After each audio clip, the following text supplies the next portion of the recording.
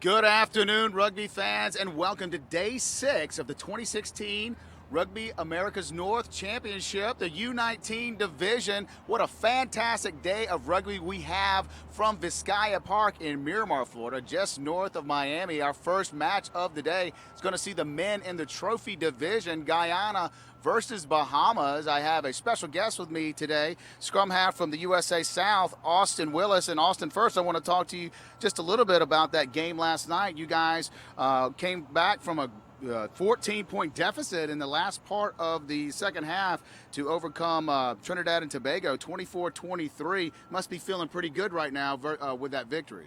Feels great. Any win you get feels great down here. We struggled in the first half, but all it took was some communication, and we picked it up. It took a few motivators and guys playing really hard to get us going, but eventually, we worked through all of our struggles, and we moved the ball around, and we got the W, and that's all that matters. Awesome. You see it's a little breezy day today here in Miami. It's sunshine, going to be 92 degrees. Going to be warm out here today, but a great day to play rugby. Our first match is Guyana versus the Bahamas. Both of them took the loss to Jamaica in their opening round, Austin. And I know you were talking to the coaches earlier. What do they think they need to do to get the W today?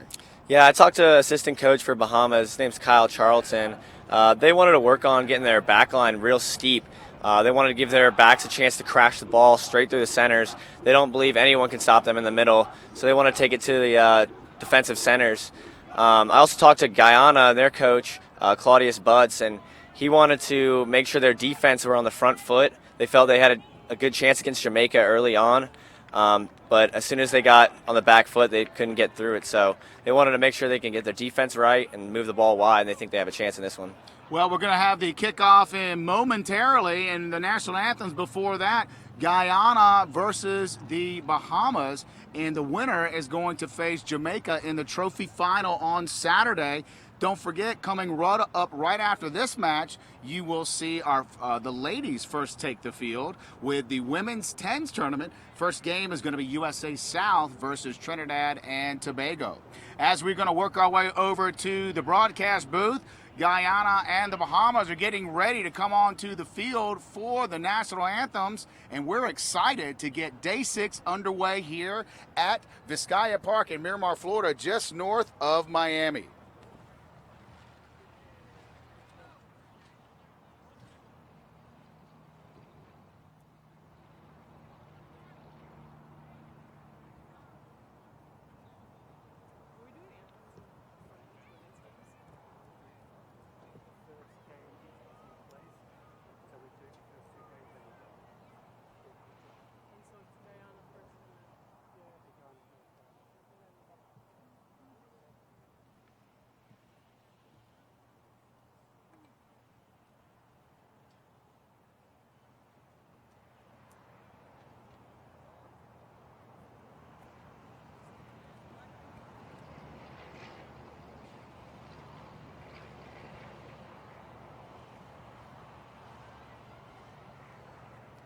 Guys, can you spread out so the referees can come in the middle?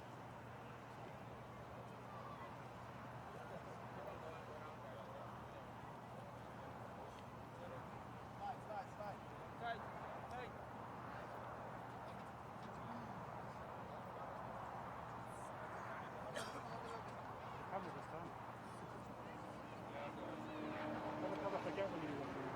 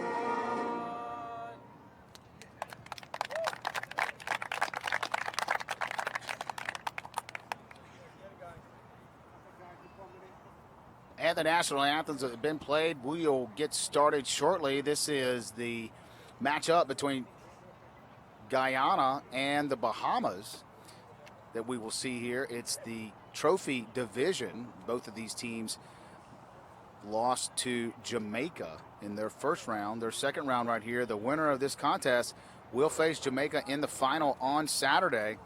The referee kit, game balls, and event tents supplied to us today by Canterbury, a proud sponsor of USA Rugby South. Rugby Americas North would like to thank our partners DHL and KPMG for their support of RAN Rugby. If you want to follow us on Facebook or Twitter, just americasrugbynorth.com, and you can also comment at hashtag RAN Super Week. As we get underway in Miramar, Florida, just north of Miami. It's going to be a warm one. Austin, definitely something fatigue. I think the fatigue is going to be a big factor in this game. Oh, yeah. It's day 6 now. These guys have been playing in the sun for the entire tournament. They know what it's like to get through this heat, so it shouldn't be anything with the breeze going through. Well, I don't know about anything. That heat is kind of takes it out of you after a while. I mean, I know that your coach from the USA South, Mark Williams, he definitely stresses conditioning. Oh, yeah, absolutely. You know, we work on conditioning for months before this tournament, and it seems like it doesn't matter when you get down here with the sun. That breeze means a lot, though, I promise. Absolutely. I definitely feel it. Luckily, we're underneath a tent, and the breeze definitely does help a lot. As we're getting ready for the kickoff here in Guyana, it will be kicking off. So Guyana's in the yellow, and Bahamas is in the black and blue. Second game for these teams.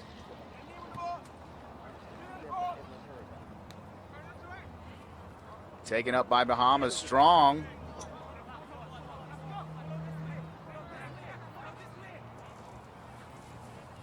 Scrum half from Bahamas, taking it himself.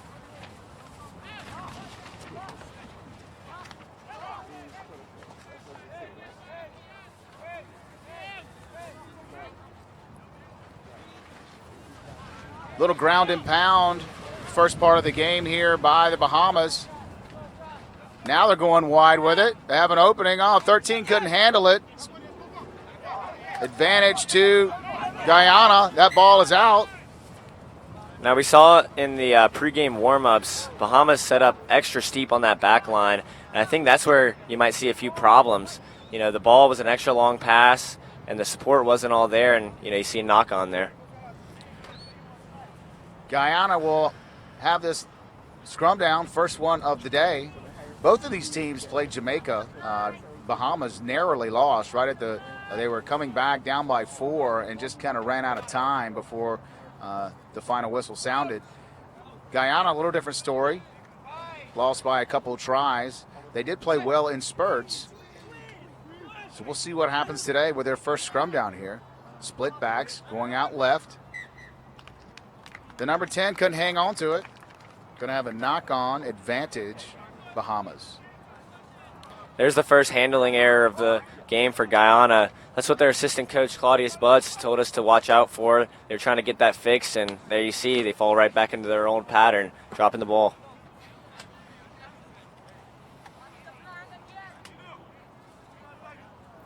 Both teams trying to find a rhythm to start this game off. Just 2 minutes in here from Vizcaya Park in Miramar, Florida, just north of Miami. 2016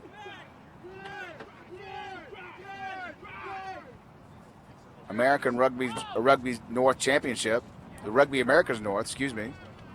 The 13 taking it from Bahamas. Far side of the field. Good defense by the 9 of Guyana. He's got to get out of there, sure does. Guyana coming up really fast in their defense. Bahamas has the man advantage wide if they can only get it out there, and there it goes. Breaking through a mismatch there. Bahamas taking it to the number 9 of Guyana. Fly half passing it out. Excuse me, scrum half. Holding on by the ball carrier. Got to release that ball once you get to the ground. Going to be a penalty for Guyana.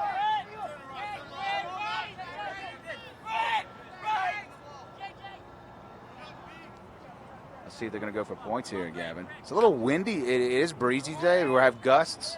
It's coming from the near side to the far side on your screen. That ball does not find touch. Oh, Bahamas almost able to grab that.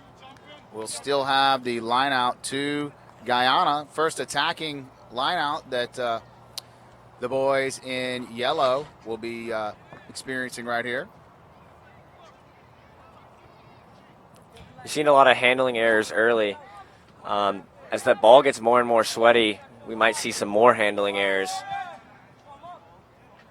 So, Austin, you were talking to the Bahamian side, and is it true that their scrum half is 14 years old? That's what our assistant coach told us. He said he was 14 years old, and they really want to protect him because they think he's got a lot of talent. And we'll see if he's able to manage this game and move it ball wide. Bahamas really drawing from this team. They have two teams in the country. One is from the Grand Bahama Island, and I forget which island the other one is from. But two teams they're pulling from. Guyana has about 50 or so players in the country, youth players, and they draw from those. They have 4 teams. And they do get an opportunity here with a penalty. Looks like they're going to go for the points.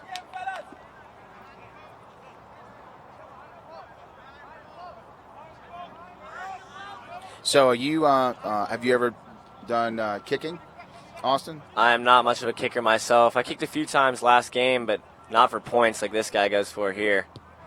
Kick is up. Bit of a shank to the left. That ball is live, though. Scrum half picks it up. Setting it. I don't know if he's got support. The support finally gets there. Deep into their own end. Guyana's defense much better than against Jamaica earlier this week. A pick and go by the Bahamas. Deep inside their own 22, they're able to get this ball out. Usually we like to clear it with a kick, but they take the pick and go and drive it outside their 22 and get the penalty. Not rolling away, the referee calling there. Once you make the tackle, you got to roll away. You slow the game down if you don't, which is a disadvantage to the offense.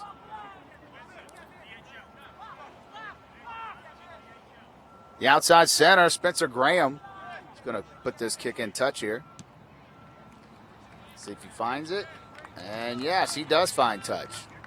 Coach told us to watch out for number 13, Spencer Graham, before the game. He's a powerful runner. They just need to get the ball in his hands with some space, and he may be able to do some damage. Both these teams lost to Jamaica in their opening rounds.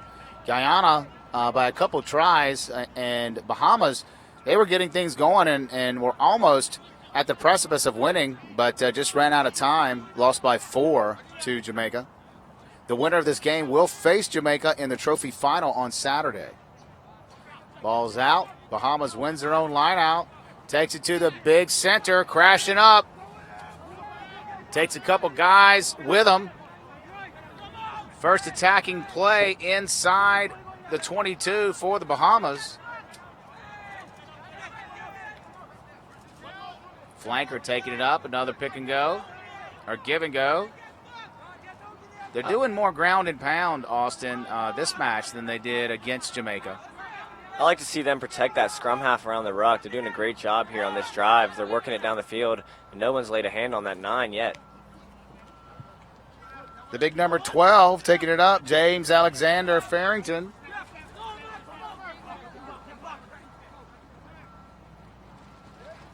The hooker taking it up. Nicholas Lane, the scrum half, been busy so far in this first 4 minutes of the game. The number 8 going out wide. He stiffed on the guy, going out to the corner. Oh! Looks like the ball got knocked on. Haven't seen a referee's call about it. Guyana comes out with the ball. I guess it doesn't. And they have a clearing kick. Nice defense by Guyana.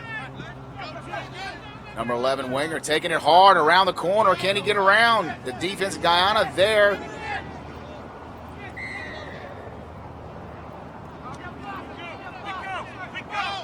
Diving in there.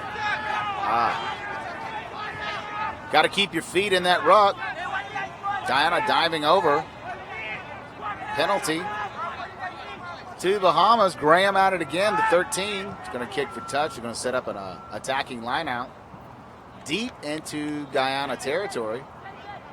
Right about the 5 meters. We had the same referee last night. He's 20 years old, just a year older than all of our guys out there. But he knows his stuff. You know, he doesn't take any back talk. He's a stiff ref. But he knows what he's talking about.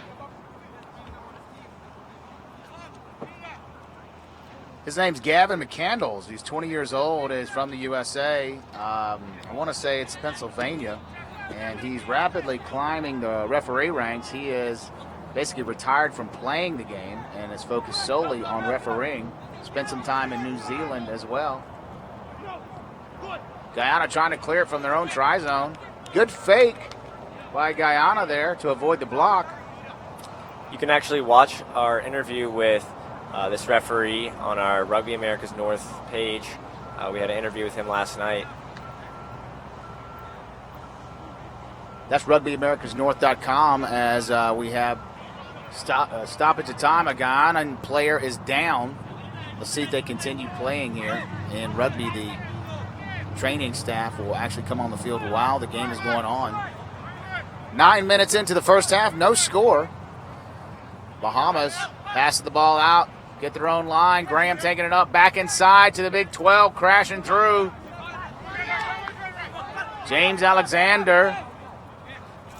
Dummy, trying to go wide. Can they get it? No, Guyana with the block.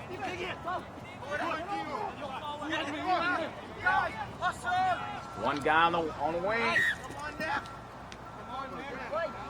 Bahamas saved right there. A knock on by Guyana. They will have an attacking scrum just past the 22 of Guyana.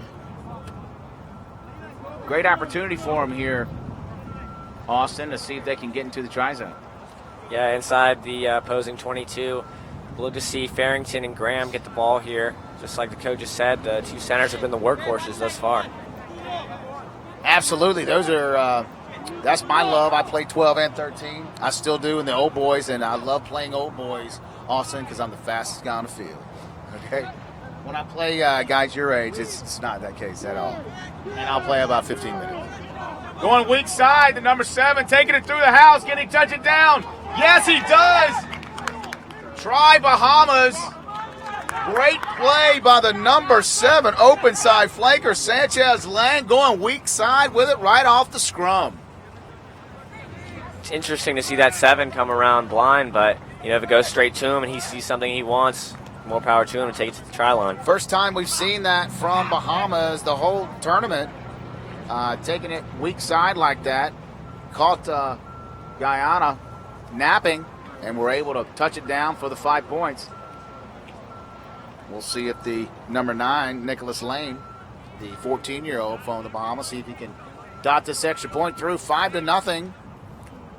Bahamas up with the score 11 minutes into the first half. We're here at Vizcaya Park, north of Miami. The 2016 Rugby America's North Championship, Day 6, the trophy division match going on. Bahamas and Guyana. The winner goes on to take Jamaica in the final on Saturday. And a great kick by Nicholas Lane. That dots it right through. 2 more points. 7-0 Bahamas. You like to see that number 7 and number 6 get the work. You know, those flankers have a lot of ground to cover all game. It's hot out here. We'll see if they have what it takes to power through this game. I can't get over the number 9. He's 14 years old. He's playing fantastic so far. Got to have poise at number 9. I can speak from experience. You know, they were hassling us in the first half, Trinidad was, and we were able to get myself protected and then able to move the ball. You guys did a lot more kicking for position in the second half when you brought on your fly half, and that was a good move by Coach Mark Williams as Bahamas takes it around the corner. He has numbers. Right there, he's not rolling away. So the tackler could not release. Quick tap. The second time he cannot go quick here. He drew the not 10 penalty. This may be a yellow card. We'll see what the ref has. Gavin McCandles, our 20-year-old referee from the USA, is going to have a little chat with Guyana. I think he's going to let them know what's going on here, make sure they understand the rule. Guyana's the first time they've been here in 4 years to Rugby America's North Championship. That's going to be a penalty, not 10 after you blow the penalty. So they went a second time. They cannot go quick a third. Spencer Graham getting the ball out of bounds, setting up the lineout at the 22 of Guyana. 13 minutes into the first half, 7-0 Bahamas over Guyana. Last time inside their own 22, they went to the centers here. Let's see if they do that again or maybe spring it wide to their 14.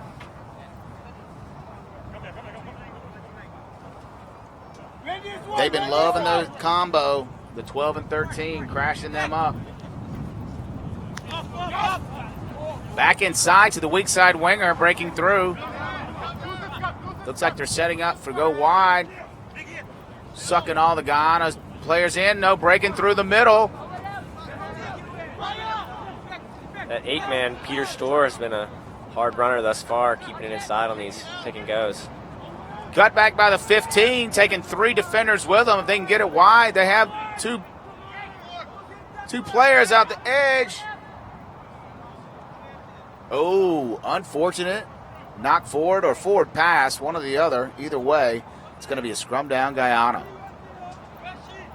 This is exactly what the assistant coach did not want for Guyana. They wanted to be on the front foot and let their defense go after the Bahamas.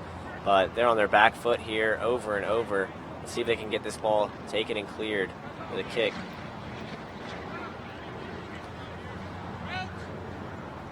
So far, Bahamas has been winning the line of scrimmage, the gain line. A lot of tackling Guyana's been doing. And what we saw in the first game, that's what the strategies that Jamaica had. Austin, they just were a lot of ground and pounding. They pretty much wore out Guyana into the second half and then just kind of did what they want to with them. They got tired. All that tackling, as you know, being on defense the whole game, that kind of wears you out. Oh, yeah. On offense, you get to maybe take a break, run to those rucks a little slower. But on defense, you have to do everything you can to keep that offense from pounding you down. Defense is definitely more tiring, especially in this heat. As a former football player and rugger, football, you get the breaks. Rugby, you don't. That's absolutely true.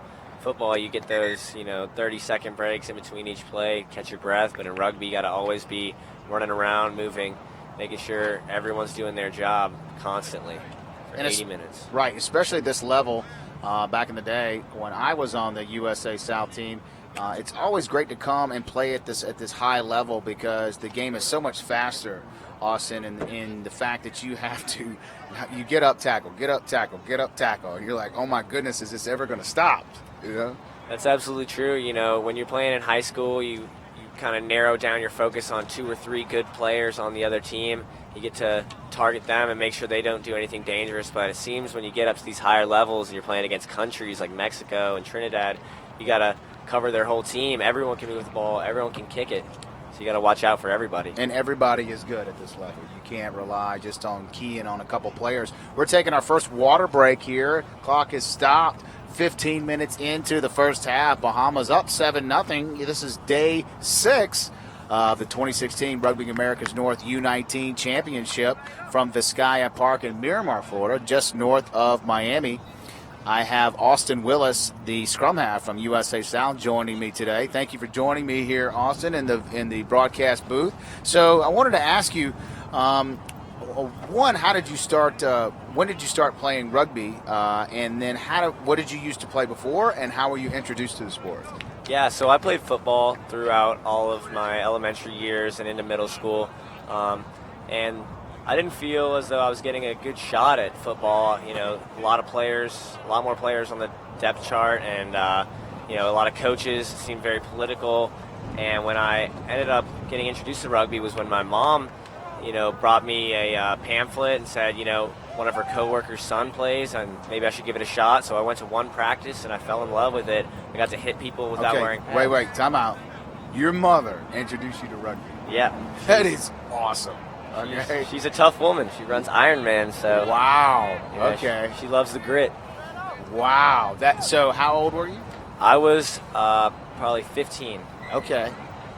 That's fantastic. And that's the thing. That's what we need here, not only in the USA, but also in all part of Rugby America's North. The young players starting to play the game as we see the crash ball from the 12 and 13 of the Bahamas getting back to live action here.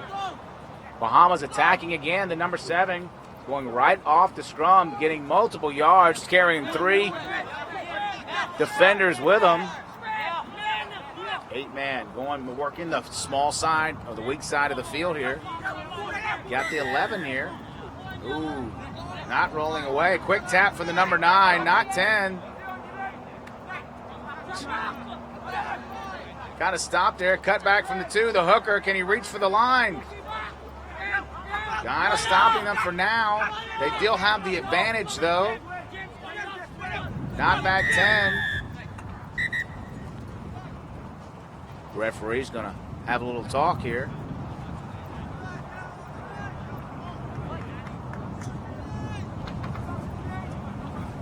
It's always kind of a quirky situation when one team stops and the other one doesn't. And that's kind of what happened. And for repeated infractions, the number 5 going off from Guyana, Shaquille Horatio, he is sent off to have a seat for 10 minutes. As the number 4 takes it in for the Bahamas, he dots it down for the try. Add 5 more points to Bahamas. Yeah, you see the number 5 go off, and immediately Bahamas takes advantage with that powerful run up the middle. It's going to be hard for Guyana to play now down a man. Down a man, they scored exactly the same way as they did the first time, taking it weak side to the short side of the field with one of their forwards taking a couple guys with them, falling down into the try zone, another score. 17 minutes into the first half. Bahamas taking control of this game. 2 tries in the last 3 minutes. This must be tiring for Guyana. You know, they were camped in their own side of the 22 for about 10 minutes there. It's really hard to play defense in this heat when you're in your own half for the entire game. Right down the middle again for Nicholas Lane, the number 9 from the Bahamas. He's 2 for 2 today on these extra points. That takes it to 14-0 Bahamas over Guyana. 18 minutes into the first half here from Vizcaya Park in Miramar, Florida, just north of Miami. 92 degrees. It's a hot one. Feels like 103. So fatigue definitely and heat is going to be a factor for this game. Coming up after this match, we do have the start of the women's tens tournament here. First time the women will be showcasing themselves here at the America Rugby's North Championships. You can see the sun definitely affecting the both teams as the coaches move their players from the bench under the bleachers under cover. Now the number 9, Shane Graham, coming off here. Excuse me, Nicholas Lane, the number 9 for Bahamas. I don't know if it's a injury or if he's going to be coming back. Maybe it's a blood injury, but we shall see. We'll keep an eye on him. Right now, back to live action. Guyana attacking. They were here at Bahamas 22 at the beginning of the match. First time back since the start of the game. They go to the right side, take it to the 13. Trying to look for the loop. Didn't happen. Bahamas all over it.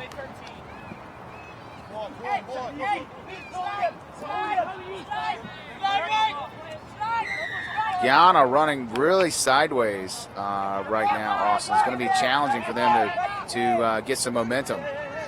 Yeah, that's something they wanted to work on, was straightening their forward lines up so they could get the backs to spin it wide. But you see the forwards running sideways. That's never what you want. Tap and go by the 9, handling it to the big man, the number 1 prop. Swing it wide to the number 12. Fullback takes it up. Good phase of play here by Guyana.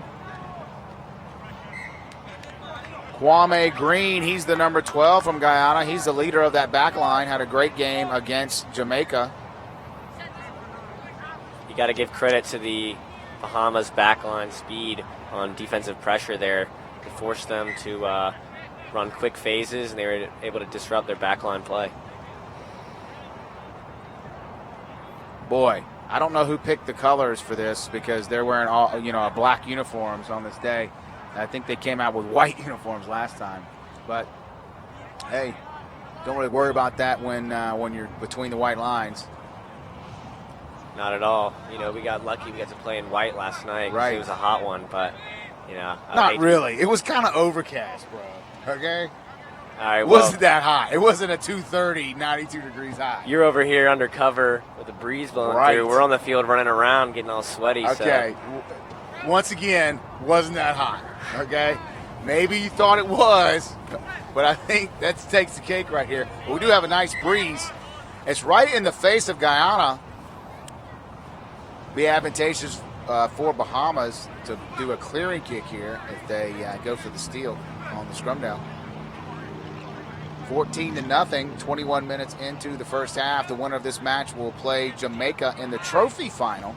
The cup final will follow that final. Trophy final will be at 4 o'clock. Cup at 6. USA and Mexico in that one, as we see the two centers collide right in the middle of the field.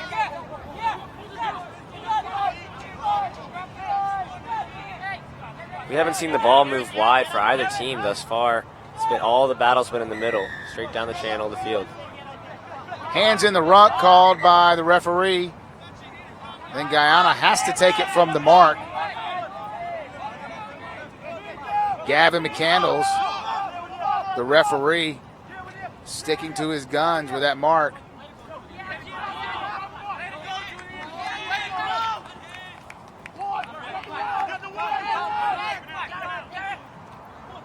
Guyana taking it right up. Now, you were telling me that not only Bahamas, but Guyana, a lot of crossover athletes, track athletes. Oh, it's a 15 breaks. It takes it straight over, handoff to the 10. Right by the try line. And a score for Guyana. What a great try, great team try by Guyana, and they get the 5 points. Yeah, we saw them work down the middle of the field, and it wasn't until the fullback, number 15, came flying through and was able to dance around and set up the number 8 for the try there. They will definitely feel good about that, delivering some blows against Bahamas. Most of the first half, they were just taking it with being on defense. They turn the tables and are able to get the try. We'll see if the extra point attempt will be good here. But a great try, team try by Guyana. I know that's going to give them a boost of energy right here in the middle of the second half. Middle of the first half. 23 minutes into the first half. Wind in his face here. Kick is up. And it's good. 14-7. Bahamas still ahead, but Guyana comes back with a great try.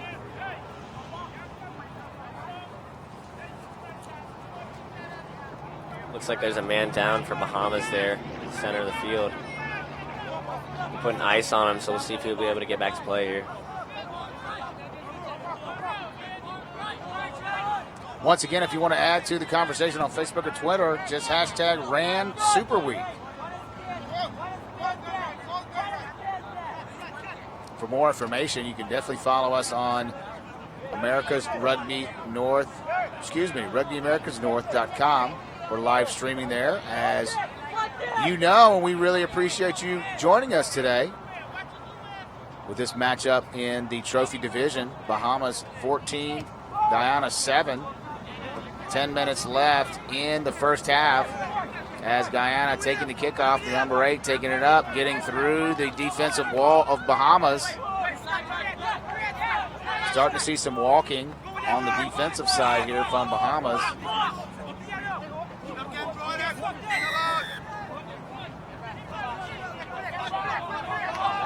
And if he's calling for the side or not. It didn't leave his hands. Oh, wow.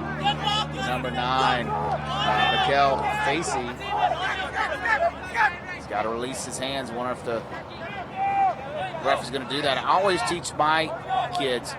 I'm the head coach of a youth team here in Wellington, Florida, just an hour north of here. And they always don't want to release the ball on a penalty kick, and that bounces right inbounds. Oh, the 14th of Guyana takes it. He's going to the corner. Oh, he ducks it down for the score. Incredible try by Guyana.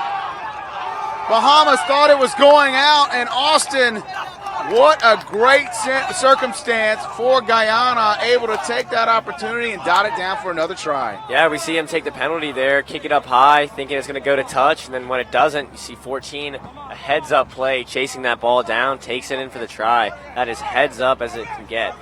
Guyana coming alive here in the middle of the first half, and wow, they're only down by 2. We thought Bahamas drove down Austin, first 10 minutes of the game, 15 minutes of the game, scored 2 tries. We thought it was all over, but no, Guyana has different idea here. Yeah, we see the entire mood of the game swing. We had Ghana with their heads down, and now their arms are in the air, rejoicing after that try. We'll see what Bahamas can do. This is one of the hardest things to do in rugby as a player, stand under those posts and watch the kicker take an attempt while you try to see what you can do to get it right. Absolutely. So that kick did not make the mark. Guyana still with their second try of the first half, only down by 2 to Bahamas. Let's see what happens to the Bahamas. And they try to regroup here. But you got to hand it to Guyana, Austin. They took the pounding of the Bahamas initially and had two tries scored upon them, but they said, you know what, it's time to get to work.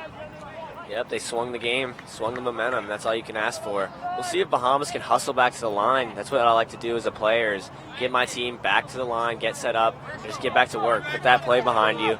So we'll see if Bahamas can get the ball into their opposing half and see what they can do. So you guys, USA South was down by 14 and midway through the second half last night against Trinidad and Tobago. What did you guys do to kind of get back in that game? Well, we realized it wasn't just the 15 guys on the field at the start of the game that could carry the game. We had those 7 guys that came off the bench that made a huge impact. Our coach, Mark Williams, calls them impact players, and that's exactly what they did. They came on and they gave us that boost that we needed. We had a couple leaders come off the bench, including our fly half, Shea O'Hanlon. He carried us, and he had a great attitude. We had our prop, Muhammad Abdullah, and he had a great speech for us at the half, and it swung the momentum. And that's all you can ask for from a halftime speech, is just the players to take over and just get us righted. Well, that's what you need to have from an all-star side. The great thing about it is that every player on that roster is good. And so Coach Mark Williams, I love that. I do the same thing. They definitely are impact players, to where when I was playing at your age, they didn't say that. They just said you're a sub. And it's so much different with the mentality you have coming into the game. I'm an impact player. I need to make an impact. And you guys sure did. Ended up pulling out with a win, a 1-point win over Trinidad. Going to be in the final on Saturday. And one of these clubs will be in the final, the trophy division, against Jamaica in the final. Bahamas 14-12, driving. Trying to get the ball out. The 7 spinning it wide to the big man, number 24, breaking through. Can anybody bring him down? He's getting back up. That's Keith Mateo McGregor coming off the bench with a hard run up the middle. And what we were talking about, impact players. We've seen that right into the game. The number 1 right here, he's driving right on the try line. Guyana trying to keep him out of the try zone.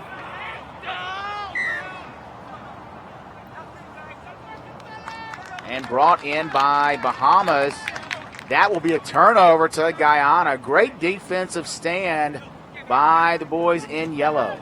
That's something we struggled with in our game against Trinidad, was taking the ball in, trying to maul it, and then getting held up.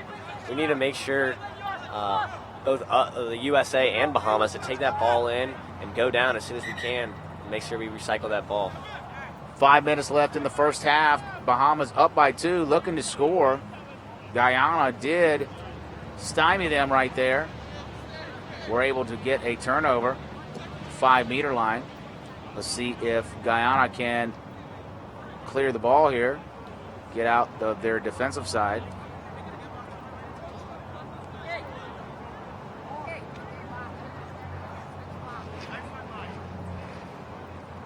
The referee kit, game balls, and event tents supplied to us today by Canterbury, proud sponsor of USA Rugby South.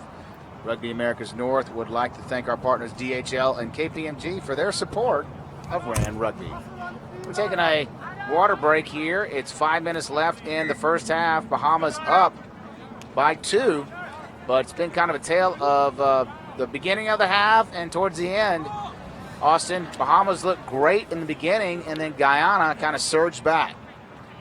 Yeah, like I said, they got under those posts. They talked it out, and they were able to come back and get 2 quick tries. Now Bahamas is pressing in the Guyana half, and we'll see if they can get this ball from Guyana and put it in. Guyana needs to hold their ground here. They can't get pushed back. They're right by their try line.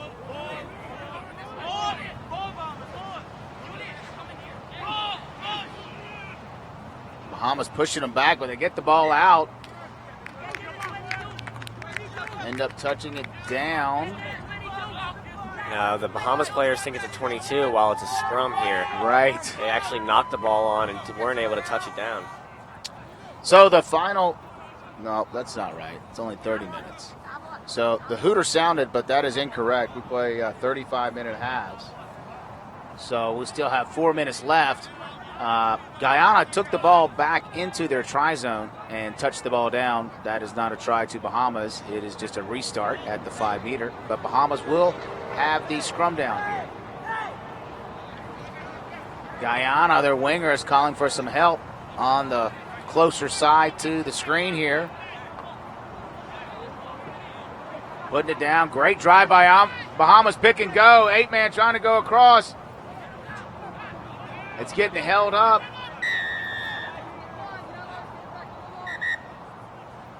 We have a penalty and another conversation by the referee, Ryan McCandles.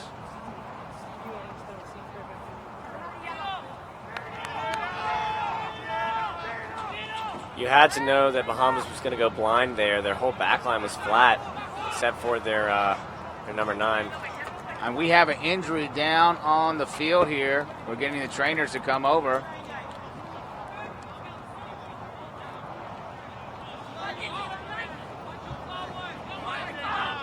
This may give Bahamas a chance to regroup and get talking about what they're going to do here.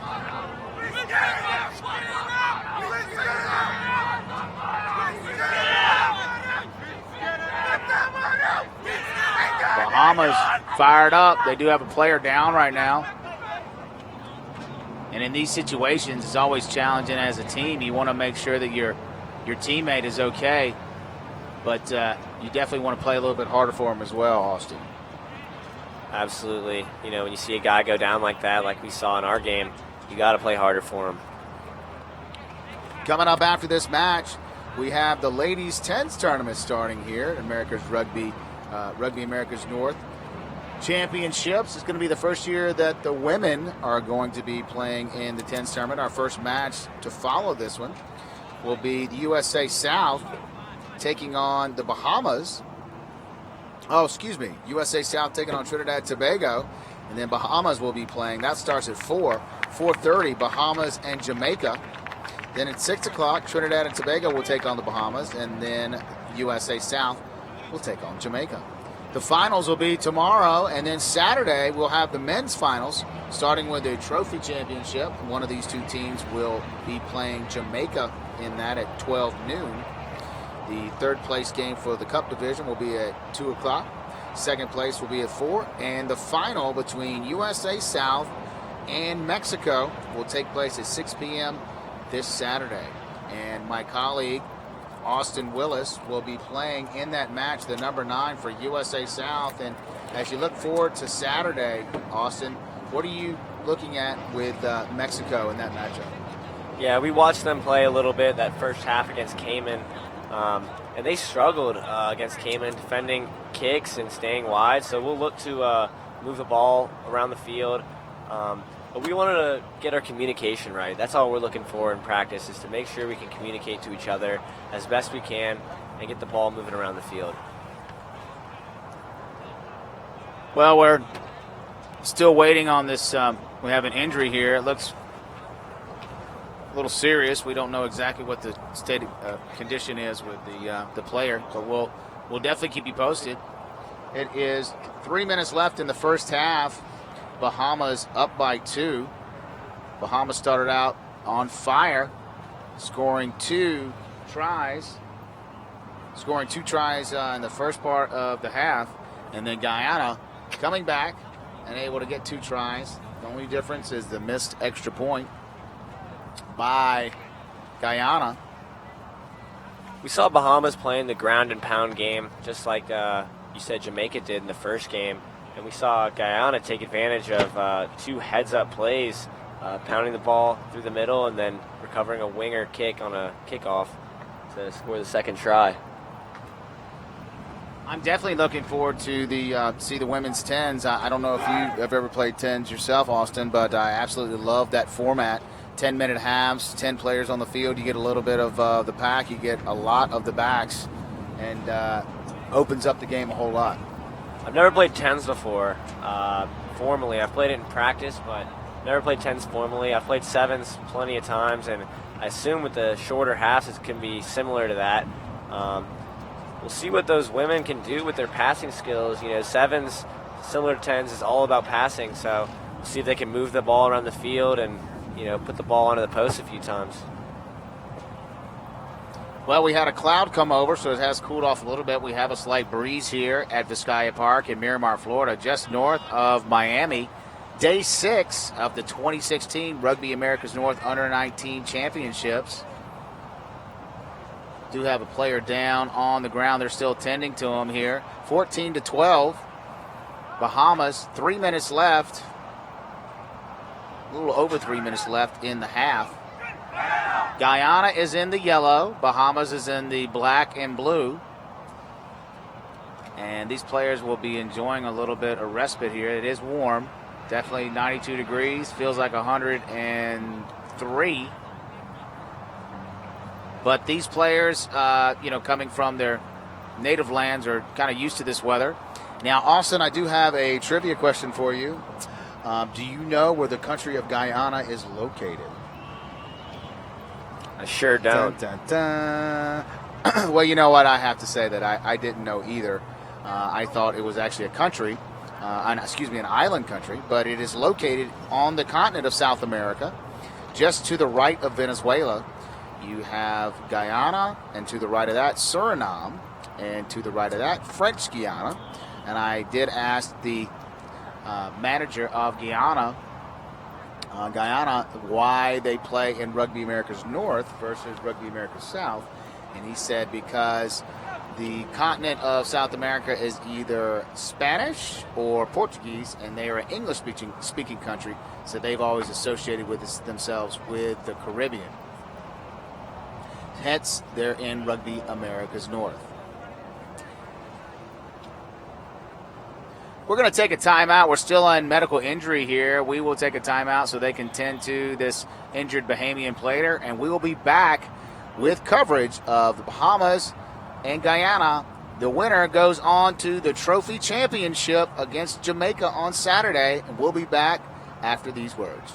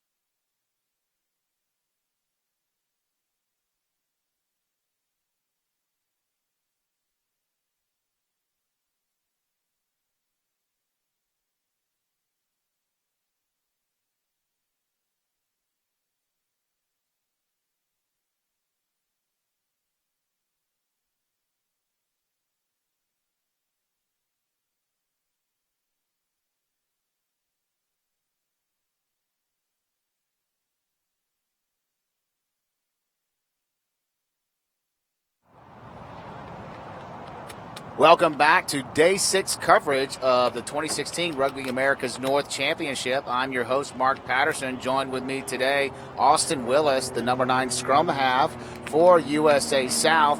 We are just coming out of an injury timeout. The player has been carted off the field, and we may get started here shortly. We will still see exactly what's going on. But we have some time here. Wanted to bring you up to speed on the game. 3 minutes left in the first half. Bahamas up 14-12.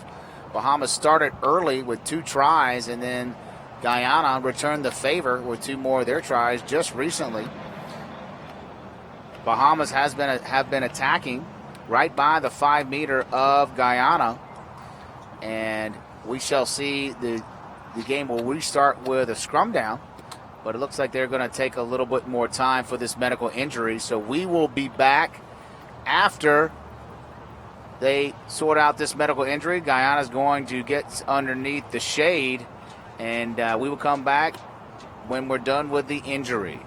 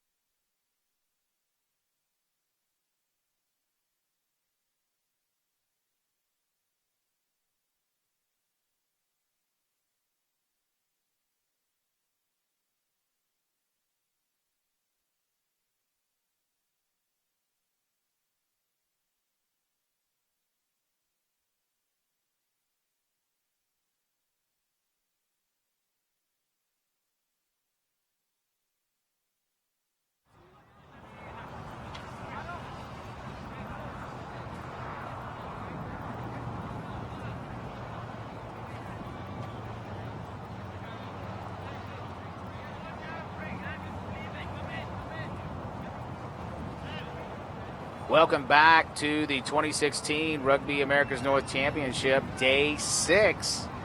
I'm your host, Mark Patterson. We have a timeout, injury timeout. They're actually going to delay the game. We will stop the game right now. The rules state we have to have an ambulance on the pitch. So they're going to take a break and wait till the ambulance comes, and we will be back. We will be back when that happens. 3 minutes left in the first half. Bahamas 14, Guyana 12.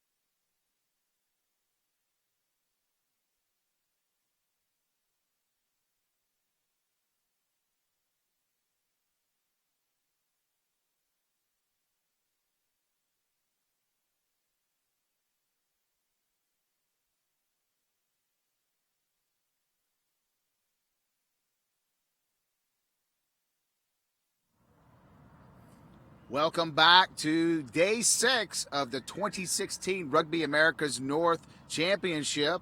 I'm here with Lexi Mackey. Did I say that right? You did. All right. From the Bahamas, following the Guyana Bahamas men's match, we will see the women take the field and with the tens tournament. Now, Lexi, can you start off by telling me how you got involved at rugby and and where is rugby now in the Bahamas for women? Okay. Well, I got involved in rugby in school. I was in high school at the time, and this guy came on our campus, and he had this ball. It was similar to a football, and an American football.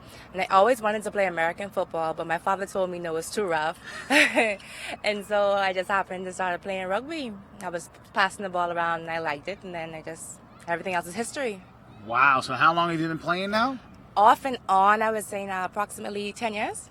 Wow. Yeah, off and on. Mm-hmm. So when you started, and you said you started at your high school, did they already have, how long did they have a women's team, and how many women's teams, high school teams, do you have in the country of the Bahamas? And it was so funny, he was not affiliated with my school. He just came on the field, and he just was throwing the ball around, and we were attracted to it, and so we started playing.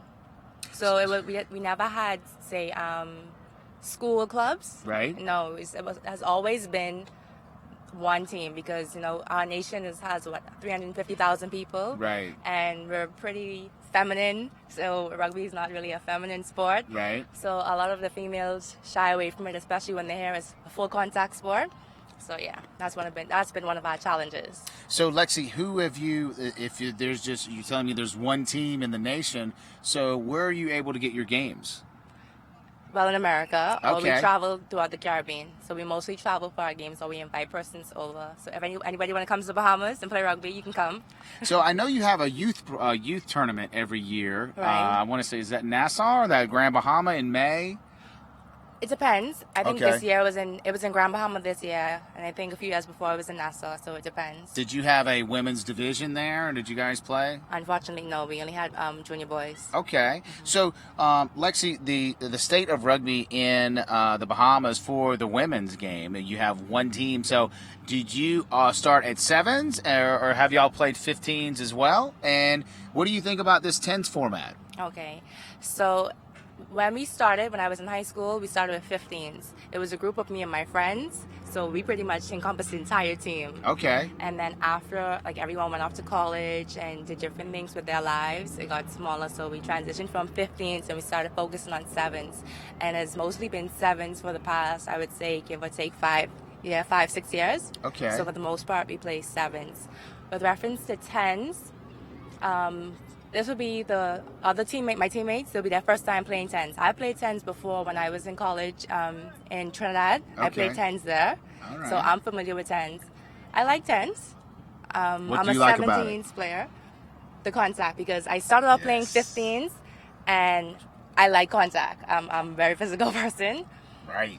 And we transitioned to 7s, and I'm not really a whole run up and down field type person. So the fact that we're getting more into the contact, that's what I really like most about 10s. Awesome. Yeah, you get a little bit of the forwards, you get a Right. lot of the backs, Right. a lot of wide open play, but Yeah. you do get the benefit of having more contact Right. than you do in 7s. So how did the Bahamian team train for this tournament? How did we train? Have you been training for Basically- several months now for this tournament? Yeah, we've been training for a while. Yeah, I would say a few months from the beginning of this year. Okay. Yeah, we started training and recruiting more players, and the training it's been fairly decent. Right. Yeah. Do you feel that you're up to the challenge of playing in this heat for 2 games today? Most definitely, I think we are.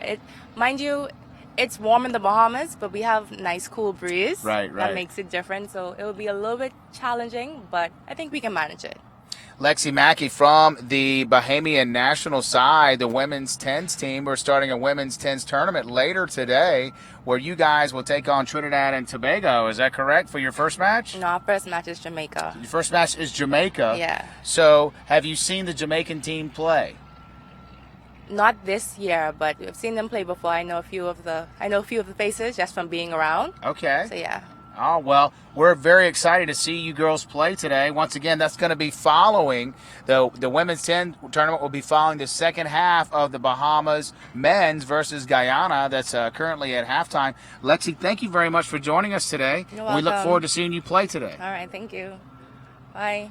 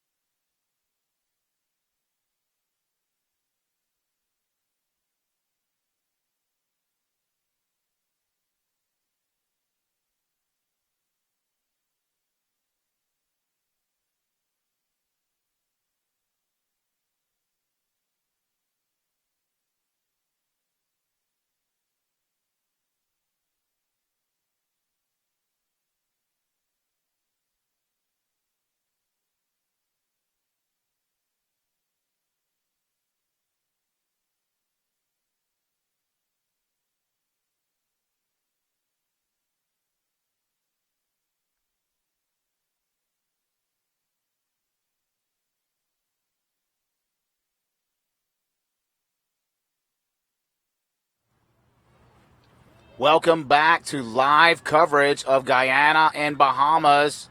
We're out of the injury delay, and it's going to be a penalty given to Bahamas. They're going to take the quick tap with the big number one, the hooker, the prop, going weak side, taking it around the corner. Guyana holding them up right at the try line.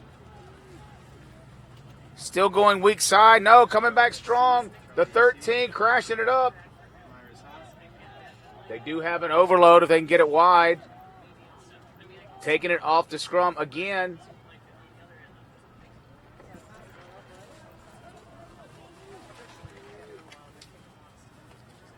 Trying to spin it wide for the corner. The 7 breaking through. Oh, knocks the ball on. Guyana able to get them to cough the ball up. That is a knock on to Bahamas and turnover to Guyana. That is just good defensive tackling out of Guyana. You know, they're all excited from that injury delay. They're ready to get back on the field, and they got big hits coming. Austin Willis joining me today, the scrum half, the number 9 for USA South. They're going to be in the final on Saturday in the Cup Division against Mexico. We are right at halftime, about 3 minutes left in the first half. We had about a 30-minute injury delay. We had to wait for the ambulance to come back from the hospital. But we're back to live action here. Bahamas knocking on the door here, 14-12 in the closing minutes of the first half. Guyana just forced a turnover. They're going to have the scrum down here. We'll see if the centers can get back into this game, get their head into it. Spencer Graham and James Alexander Farrington Jr. have been the money makers for this Bahamas team, but Guyana's able to clear it here. Yeah, those centers have been crashing it up for Bahamas. They pretty much took most of the carries in the first half for the Bahamian side, and then Guyana kind of got things moving with the whole side. Wasn't just two guys, but the whole side kind of coming together and getting a couple phases strung positively, and we're able to dot down 2 tries. Only a missed extra point is the difference in this game. What you like to see out of your centers is guys that are able to take that ball, straighten it up, and do their job, not try to do too much. Against our game against Trinidad, you know, we had centers who were trying to do too much and fumbling the ball around. Here comes Spencer Graham, taking it hard. He doesn't try to do too much, and there you got an offload. Knock on by Bahamas. Guyana clearing it. They do get the advantage of the penalty. That was a knock on by the Bahamas. And yes, you're absolutely right. I was thinking about that too, Austin. The the centers in your game, they were trying to do too much. The 13, what's his name? Calvin Gentry. Yeah, Calvin Gentry. He was doing a lot, and it's challenging in that game because sometimes you want to say, hey, I need to make a play, but on the other hand, you got to work together as a team. Absolutely. You know, you want to have your centers to be the guys who straighten the line, not drift to side. And we had trouble with that in the first half, but we got an impact player in there, Cordell Ramsey. He was able to do just that, straighten the line, get good defense, and get us the ball. And good. He had a really good foot, too, as it goes to the back of the scrum. Guyana getting it out, trying to clear and kick. It stays in bounds. And then the number 11, it went backwards here. I think the referee, nope, didn't give him the benefit of the doubt. That's going to be a knock-on by Bahamas. The number 11, Jonathan Garrett, that's Guyana. The number 11, Dwayne DeVoe from the Bahamas. That's the halftime hooter. We don't know if we're going to play straight through this or what. I think after that long break, they may play straight through this. Yeah, I think they're going to play through it as well, but we shall see how it goes. Scrum down right in front of our broadcast tent here in Vizcaya Park, Miramar, Florida, just north of Miami. 2016 Rugby America's North Championships. Guyana. Collapse scrum. For such a young referee, this Chris McCandless has done a great job with his voice and telling everyone what they're doing wrong here, keeping the back line in a 10 yards back. We had him in our game against Trinidad, and he was able to control the game and make sure nobody got hurt, so that's all you can ask from a referee. Absolutely. You know, a referee that maintains control is so much better for everyone involved.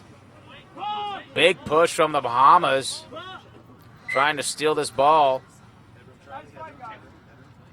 It's a wheeled scrum, so they will have the put into Guyana again.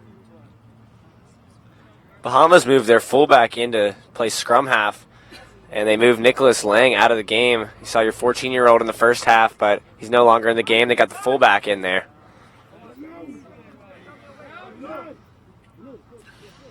The halftime hooter has sounded.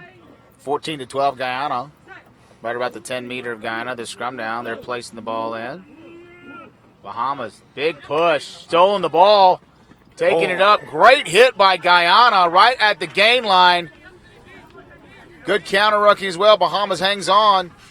Trying to spin it wide. Their big center, the number 12. Taking it all the way down the field here. Passing it to his other comrade, the center. And a score for Bahamas. That was Farrington to Graham for the try. It's exactly who we were talking about. Two guys that know how to move the ball, not trying to do too much, and they get it in right there in the front. A little bit of what we saw in the beginning of the match. Combination, the 12 and 13. James Alexander Farrington and Spencer Graham, the 12 and 13. Good combo from those two centers. And Bahamas extends their lead by 5. The coach talked about these two guys before the game, saying they're going to be game breakers, and here they are, putting it in, taking the lead again.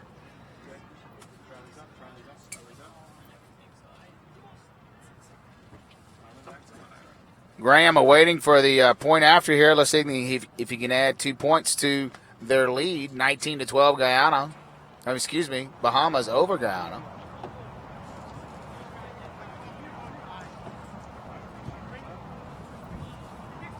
And that is off the mark. And we will have halftime. We had an injury timeout earlier for about 30 minutes. We were waiting on the ambulance to come back. And we will break for halftime here in Vizcaya Park, just north of Miami, Florida. Your score, Bahamas 19, Guyana 12.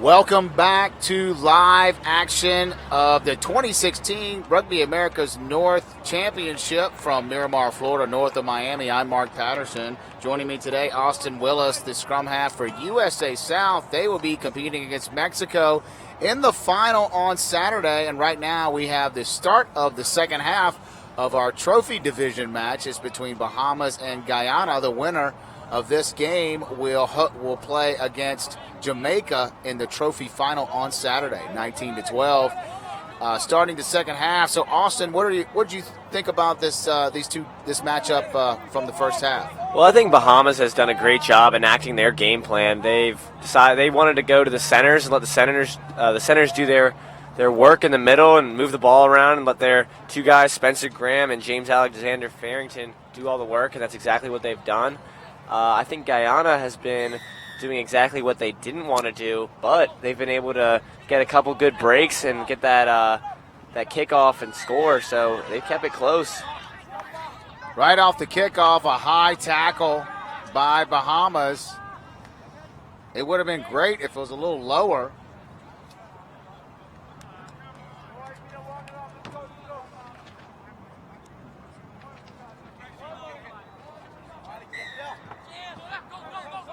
Going to have a penalty kick to Guyana. I don't know if it's going to stay in bounds. Bahamas countering here. We just saw Peter Storr go off, number 8, with a yellow card. So Bahamas will have to play a man down. Oh, Bahamas going out wide. He's breaking all the way down the sideline. Guyana's still caught him. Coming in from the side by Guyana. They better get back. Bahamas down a man due to the yellow card for the high tackle. Bahamas attacking beginning of the second half. Bahamas looking to add another score to their lead. Guyana meeting him right at the line of scrimmage there. Spinning it wide to the 13. He's been active today. Referee's flag is up. That ball is out of bounds. Let's see whose ball it's going to be here.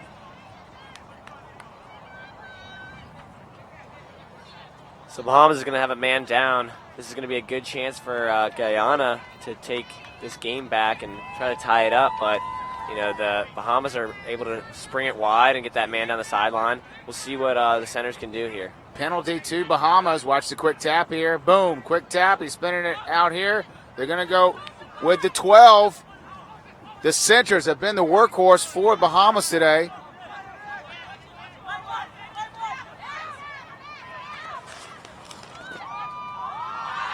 Turnover to Guyana. The winger unable to reel the pass in. Bahamas multiple opportunities there, Austin, to score. Looks like they're coming away with nothing. It'll be, Guyana's put in here, and Bahamas will be playing without an 8-man. We'll see if Guyana's able to go blind on them, as their 8-man's not going to be able to defend them at all. So it was the yellow card was on Bahamas, though, right? Yes. Okay. So Bahamas missing the 8-man, down a player for 10 minutes, having a rest because of the penalty, yellow card. Guyana trying to get it out of their end. And a turnover there, a knock forward by Guyana. That's not what you want to see when you're on your own 5 meter, Austin. Not at all. You want to be able to put that ball in, get a nice clean scrum, and then kick it out. But they're not able to do that.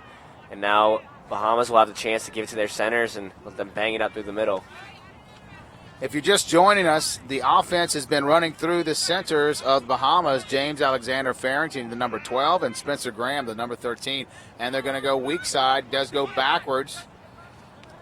Fly half trying to spin it wide, does not able to. Guyana all over it.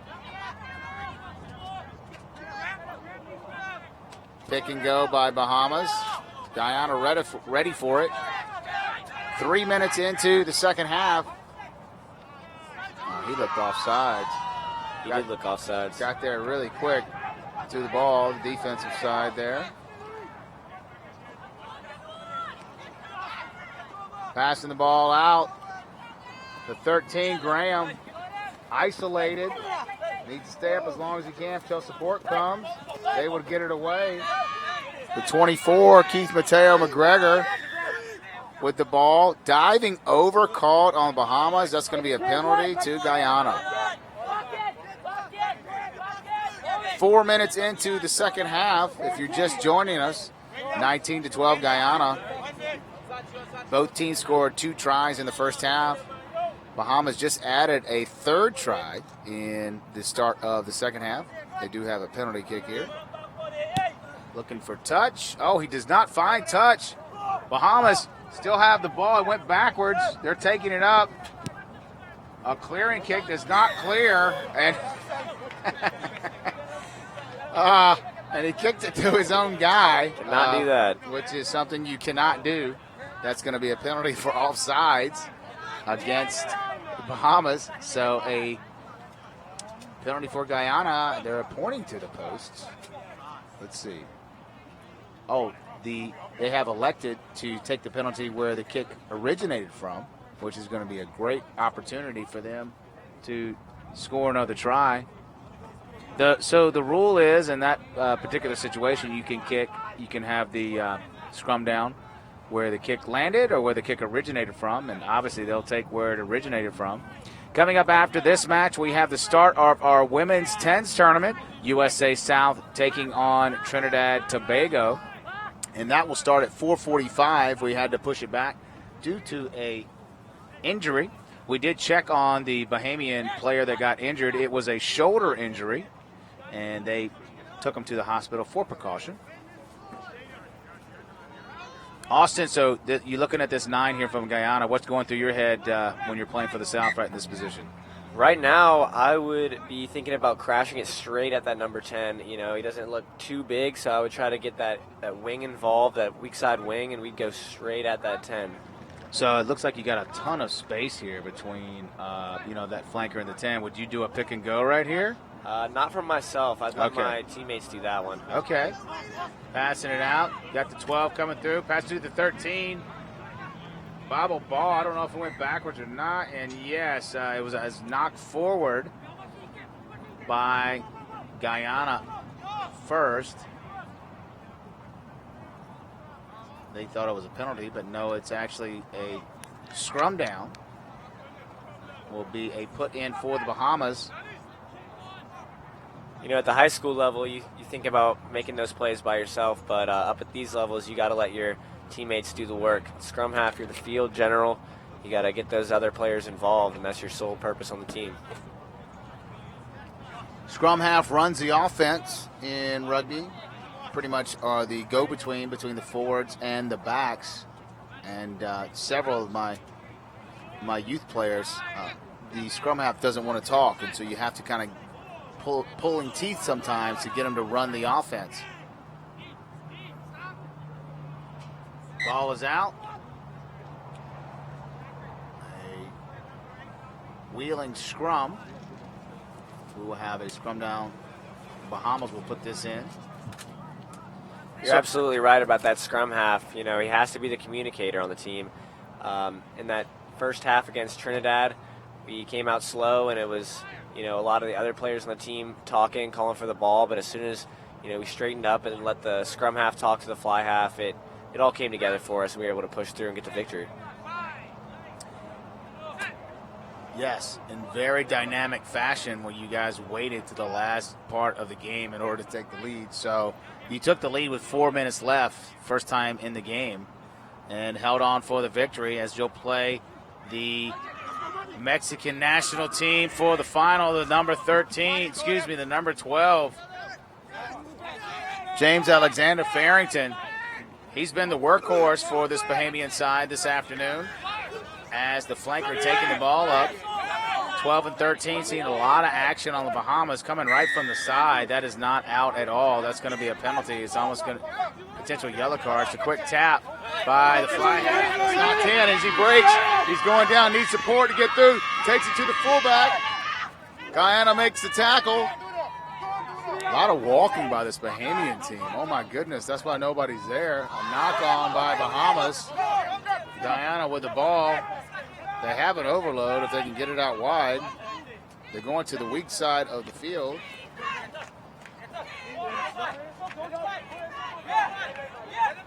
Austin, just as we thought, looks like fatigue's becoming an issue here with this heat today.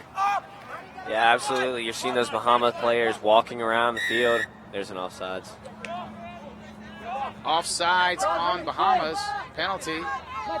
Quick tap by Guyana. The 8-man taking it up. Nice offload. And they're breaking through the gain line. It's number 13. He's got it breaking. He's going through. Can he get caught? Oh, no. He stays up. Right to the middle of the post. What a dynamic try for Guyana, adding 5 points to the board. That's exactly right. Walking around the field is Bahamas. Their guy isn't able to get back on the offensive side, or the defensive side, I'm sorry, and he gets an offsides penalty leading to the try. That's just laziness right there. Michael Barrow, the 13 of Guyana, a dramatic try, breaking this stalemate in the beginning of the second half. We are 9 minutes in right now, and Guyana definitely showing that they're still in this game, cutting the lead to 2. They could tie it up here on the extra point. This is a huge momentum switch. You see the Bahama players all bent over, all hands on hips. It's hot out here, but when you score right under the post, the momentum completely switches. They might be able to tie the game here.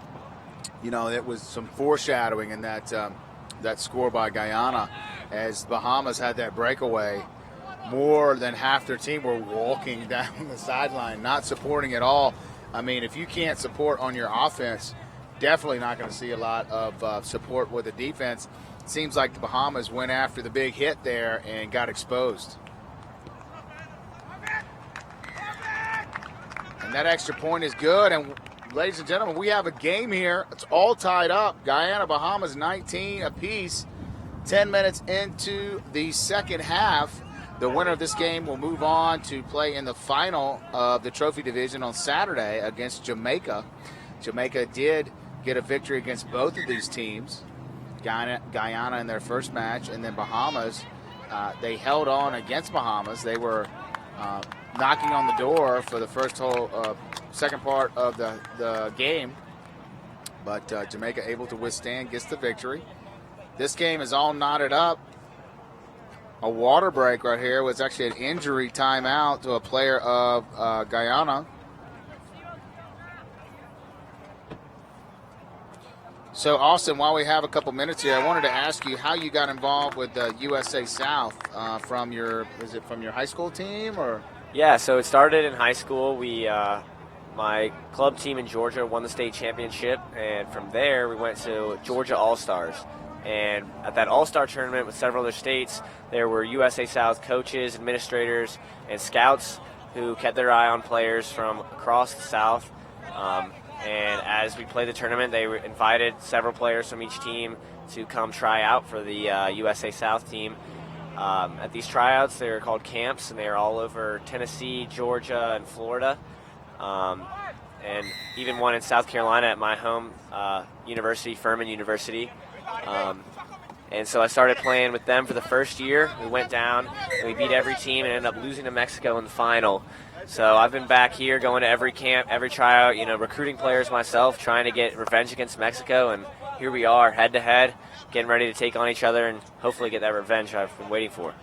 So that was in Orlando last year, right? Last year was in Orlando. Okay. Yeah. And what was the final in that? Last year's final? It was 24-3. Ooh, wow. You guys kind of got smoked there, Austin. So little payback is in store for Mexico for this Saturday at 6 o'clock. Oh, yeah. After the game, we sat on that field and we watched Mexico celebrate, and our coach told us to watch those guys, and we watched them celebrate the entire time for 10 to 15 minutes. And that vision has been in my head since then, 363 days, and we're 2 days away from that game, and it's still not out of my head. And we're ready to take those guys on, and I know these new players are going to help our old players, including Captain Josh Inglis and Captain Matt O'Connell. They've been here for 3 years, and they want to beat Mexico. They haven't beat them yet, so we'll see how it goes. A lot of experience on that USA South team, and definitely looking to be bride and not the bridesmaid as they were last year. Bahamas taking this scrum down. The 13 Graham getting more work.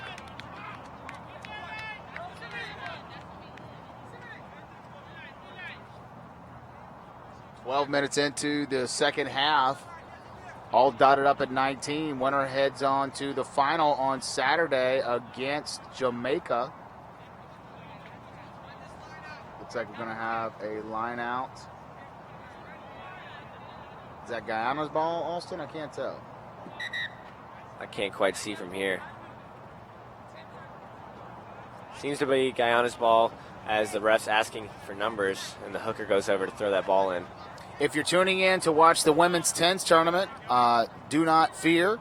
We will be starting that at 4:45 immediately following this match. We had a medical delay for about 30 minutes.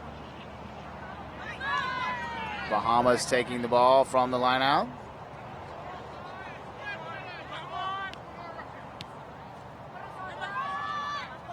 Nice fielding by the fullback, kicking it deep. Bahamas fullback taking with him. Returning the favor. Long kick, stays in bounds. Everybody's walking around. Oh my goodness! Guyana just walking around. Bahamas picks the ball up and goes for a try. Unbelievable. The 8-man looked like he was going to pick it up for Guyana, and all of a sudden he just stopped and looked around for his teammates to pick up the ball. In comes Bahamas, sneaking up behind him and taking the ball in for the try. Wow.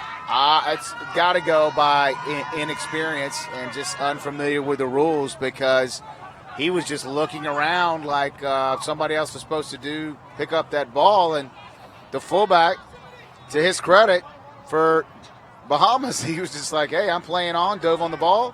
Nobody stopped him and picked it up, ran right in for the score. That's number 21 from the Bahamas, Gareth Kirkby. These players will go back and their coaches will watch the film and they'll realize a mistake on this play. Huge mistake as he scores under the post. It's going to put him up by 7 points here, breaking the tie, and a huge momentum switch. I'm incorrect about that number. It's Molly Camacho. Molly Camacho with the excellent individual try there. Kicks the ball deep, recovers his own kick, and then scores the try. Oh, yeah. And you know what? I'm going to add the conversion as well. You love to see the Bahamas women's team sitting in the bleachers, yeah, cheering their team on. That women's Bahamas team, we will see them later on today as they take on, I forgot who they take on in the second match of the 10s tournament. Jamaica. They will be facing Jamaica later today. Rooting for their fellow countrymen. Bahamas takes the lead, 26-19. 20 minutes left in the game. Guyana needs to regroup. Very unusual play that just happened there. Fullback takes it up. Clearing kick. Be a line out for Guyana. I think we've seen more kicks in the last 2 minutes than we've seen in the entire. I totally agree with you. You will see that it's interesting, the team that's kicking more, Bahamas, they have the wind in their face. You can look by the referee's flag and the DHL banners in the background. They're about a 10-mile-an-hour headwind. So let's see if Guyana utilizes this win and pins to pin Bahamas back deep, down by 7. 20 minutes left in the game. Winner plays Jamaica on Saturday for the trophy final.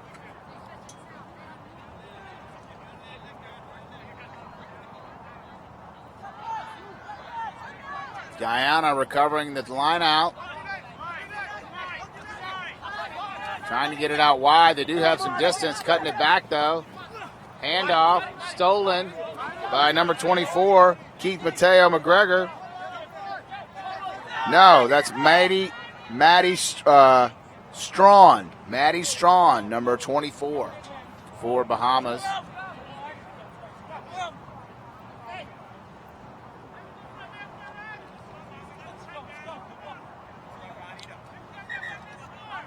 So I was. Did they knock the ball on there, Austin? Or? I didn't see that one. Yeah, I didn't see it either. Looks like we're going to have a water break for the second half. 17 minutes left in the game. Bahamas up by 7, 26-19. You're watching coverage on the American Rugby, RugbyAmericasNorth.com, the live video streaming day 6 of the Rugby Americas North Championship. Referee kit, game balls, and event tents supplied to us today by Canterbury, a proud sponsor of USA Rugby South. Rugby Americas North would like to thank our partners DHL and KPMG for their support of RAN Rugby. Follow along on Facebook and Twitter at Rugby Americas North. And join the conversation by using RAN Super Week. Hashtag RAN Super Week. So, Austin, are you on Twitter? I am not currently on Twitter. I had to delete my account. Oh, really? Yeah, I didn't want to focus on that. I wanted to focus on rugby, so decided to get off social media altogether. Oh, okay. So I thought it was a rule if you were a under 20 that you had to be on social media or you would be taken to millennial jail. No, you'll see a lot of our players on their phones with their social media out, but I like to stay off of it. You know, it's awesome in the fact about social media is that, and with the advent of being able to stream, events live like we're doing now, when I was young, we didn't have that option. All you had was pictures, maybe a photo in the paper, and that was it. Didn't have the internet to where we just had a book of all the rugby teams in the country. So if you wanted to go play rugby, you had to look in the book, call the guy from that club, and if he wasn't home and didn't have a answering machine, you were kind of out of luck. No, yeah, I definitely think media helps us out here. Every night after the game, our teammates have gone back in the lobby of the hotel, have watched the live stream and watched us play against Trinidad, watch us play against Bermuda, and get those things fixed. You're talking about getting together. We all have a group message. We're able to talk to players from across the South and communicate when practices are going to be, when the camps are going to be. It's definitely helped us out a lot. And watching the video, I'm sure you're just mesmerized by the commentary on it. Oh, yeah, just completely put to sleep by ear. Is that what it is? Yeah. I think I'm fairly high energy there, Austin, okay? So we'll see, okay? I'm sure if I get a tally from the USA South players, they will give a thumbs up for energy, especially in y'all's last game when y'all were sleeping the whole game, especially the first half. Well, let's see if you can get the names right. We'll get to talking. Touche, Austin, as we go wide here, right on the sideline at 13. Stepping out of bounds. Right, I do need to work on my names. It's in my development, Austin. You can only get better. Right. And too bad that you chose the wrong university, Furman. Obviously, Appalachian State in the Sun Belt Conference. We used to play each other in the Southern Conference for years. We never played you guys in rugby. In fact, you didn't have a rugby team when I was there. So how long has the Furman University Rugby Club been there, Austin? Well, I don't know how old you are, but I think it's been around for 30 years with our coach, John Roberts, being there for at least 21. Okay. Oh, a breakthrough by the Bahamas.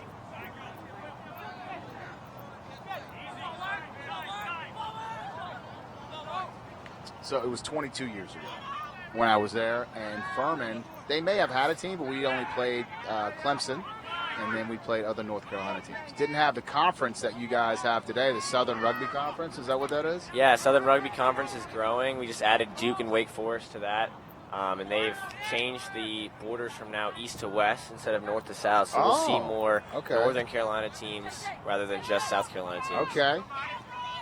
A nice box kick. But it goes right to the 13 of Guyana. He's got some room to move, and he's got a crew with him. Got some support. Oh, a stiff arm by the one. He breaks it going all the way in the corner. Touches it down for the try, adding 5 points to a Guyana. Great series of play and great support, Austin, by Guyana. That might be the fastest number one we've seen in this tournament. He took it about 50 yards by himself with 2 guys on either side, and he scored just as he had 2 teammates. DeMar Haynes is his name, and you're right. He is lightning quick, not only for a prop, but for every other position on the field. A 50-meter try for him, and you know what is funny is the 13, Michael Barrow, gave him the ball, and Barrow just scored the try before with another 50-meter score. So we're going back and forth here. Bahamas put a try up, and now Guyana, the same, cutting the deficit to 2. This is going to be a challenging extra point here, coming right from the sideline. You know, just as the prop scores, you got to give props to the Guyana team for rebounding from that last try scored on them. They made a mistake recovering the ball, but then Guyana takes it down the sideline for a score. That's good rebound. We'll see if Bahamas can do the same thing and talk it out under the post and get back in this game. And the extra point was a little short. Guyana still down by 2, but 26-24. 15 minutes left in this contest. The winner goes to the final against Jamaica on Saturday. Number 15 looks like he's got a little limp there. Kevin Wills.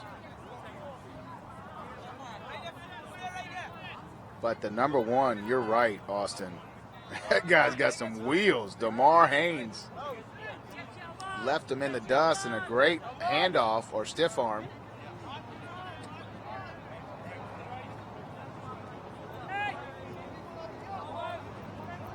So several people are telling me the technical term for a stiff arm, quote unquote, is a handoff.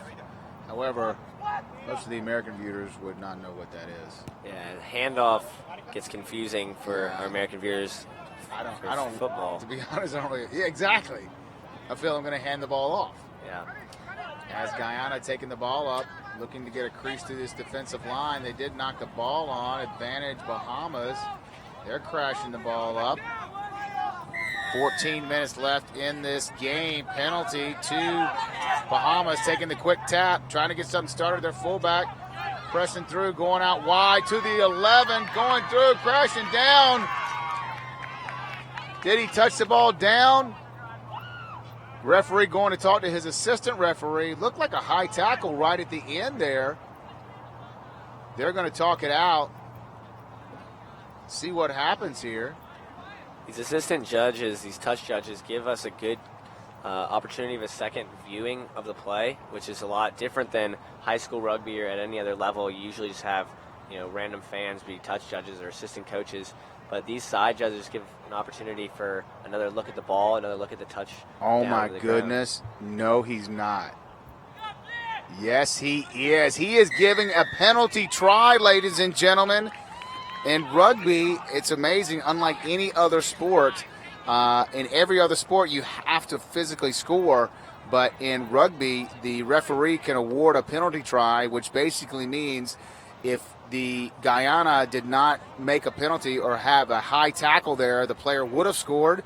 So the referee went ahead, gave him a penalty try, and by definition, that is scored right between the posts. So that is a gift from for the Bahamas here. They will go up by 7 right now. See if they can extend their lead to 9. But wow, Austin, first penalty try of this tournament. When's the last time you saw one of those? I saw one of those probably my junior year of high school. May have been the last time I've seen those in person. But it's a 2-point swing, actually, because he scored it in the corner, but the ref puts that kick right in the middle. Right. That might be an extra 2 points on the board for Bahamas. Opportunity for the Bahamas. They executed it. Should have been a touchdown in the corner, but as Austin just said, based off the penalty, the high tackle while he was scoring, unable to physically tie it down. The referee gives him a penalty try, and now Bahamas back on top, 33-24, up by 9 with 12 minutes left in this game. Once again, the winner goes to the final of the trophy division. That will be on Saturday against Jamaica. That last play significantly changes this game. It's now a 2-possession game instead of just 1. So it's been back and forth. One team scoring, the other team doing it again, or scoring, coming back and getting a score. Now it's Guyana's turn. See what they can do. And Austin, usually on the penalty tries I've seen as the referee's calling a forward passer, usually I've seen the penalty tries where they collapse the scrum or, when they're driving. That's the most common time you'll see a penalty try where the one team that's defending, they will fall down and collapse the maul, and the referee, we usually call it there. That's very unusual in that situation, but it's great to see the referees conferring with each other before they make a decision. And you've seen a lot more of that in the NFL as well.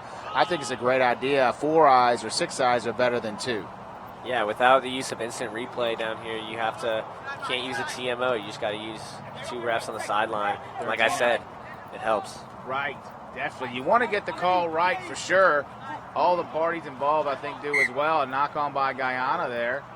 The number 12 from Guyana going down. That's the captain, Daniel Diabru, excuse me. Looks like he's cramping up.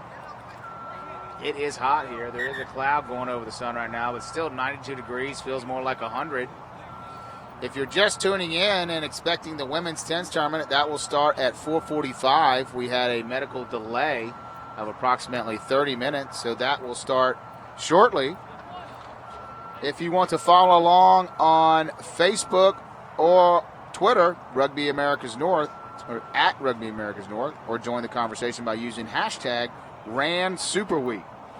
Day 6 of RAN Super Week, and we have a lot of rugby still left. Coming up right after this game, we're going to have the women's tennis tournament.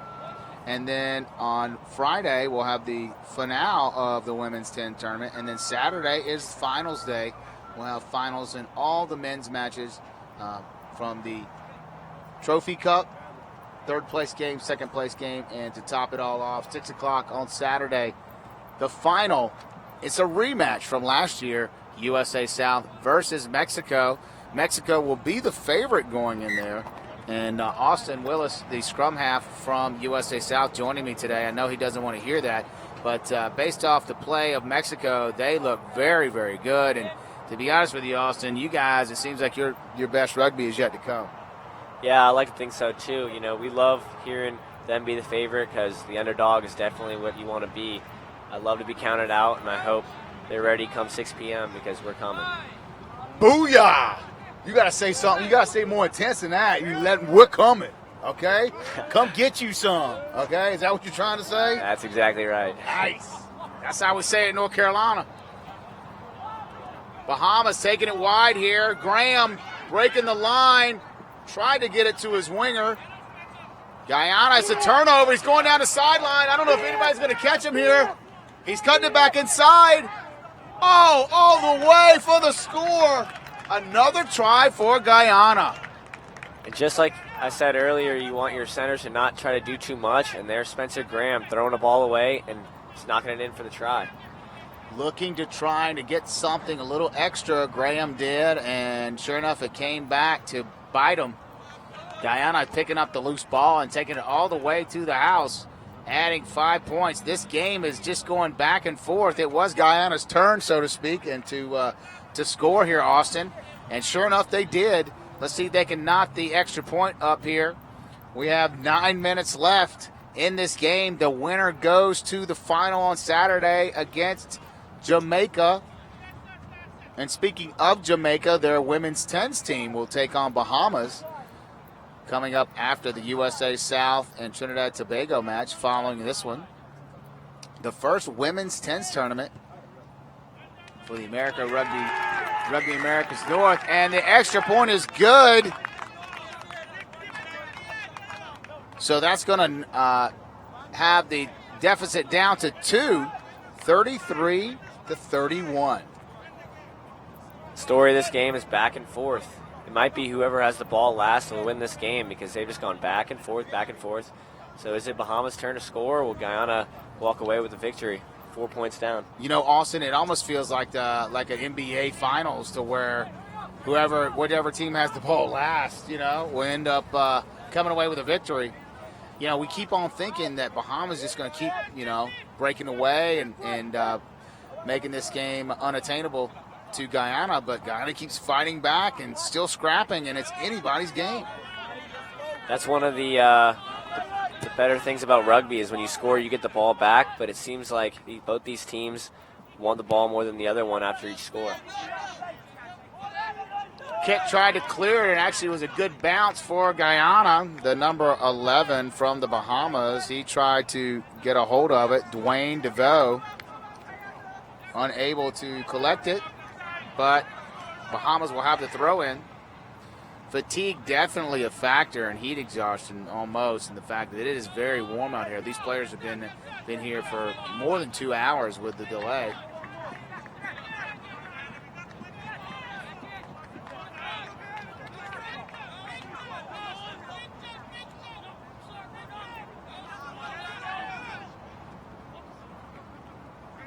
Bahamas sending the ball out. The number 12, he's been earning his meal ticket today. James Alexander Farrington right there. And the number 13, Graham. They've been the pair today for the Bahamas.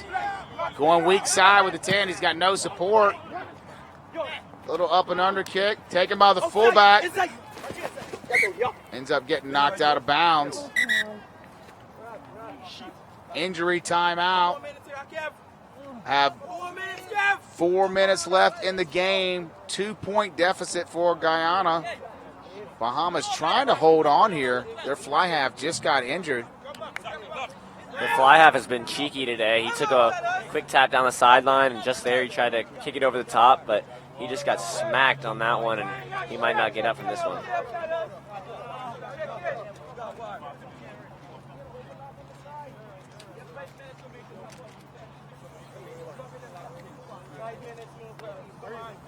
This injury right here happening right in front of our tent. Looks like the number 10 got tackled. Looks like a shoulder to the knee. I think it was his kicking leg that he was doing.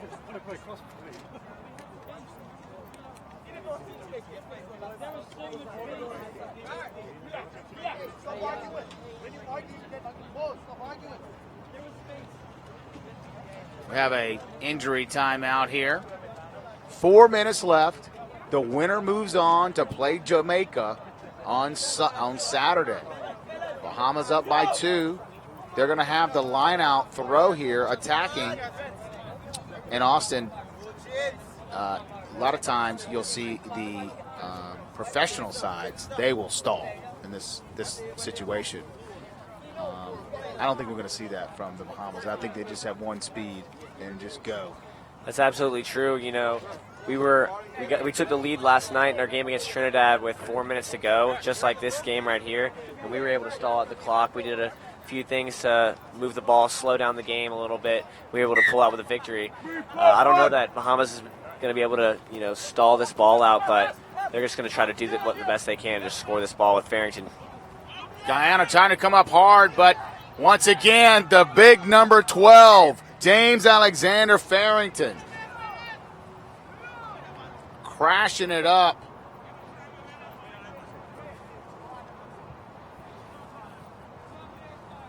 He has been just a beast in this, especially this second half. They're just not able to tackle him. 4 or 5 guys it takes to bring him down. Graham as well, the 13. He has been a factor as well, and it seems that most of the offense has been going through the 2 centers there. And when you have those 2 options, why not? Absolutely. You got to have your center straightening up that line. That's exactly what they've done. The only times they've really made any mistakes in this game is when they try to do too much. So you see Farrington take that ball as hard as you can, maybe put that hand out for an offload and fumble the ball and give it up to Guyana. Let's see if they can get the ball back and win this game. Advantage Guyana, based off what the referee's showing me here. See if they can do something with it. They scored last time out wide. That is a high tackle, it looks like.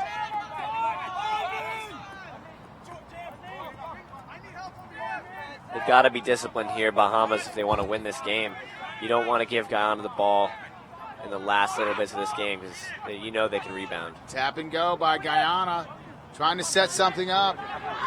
They got 3 minutes left in this game.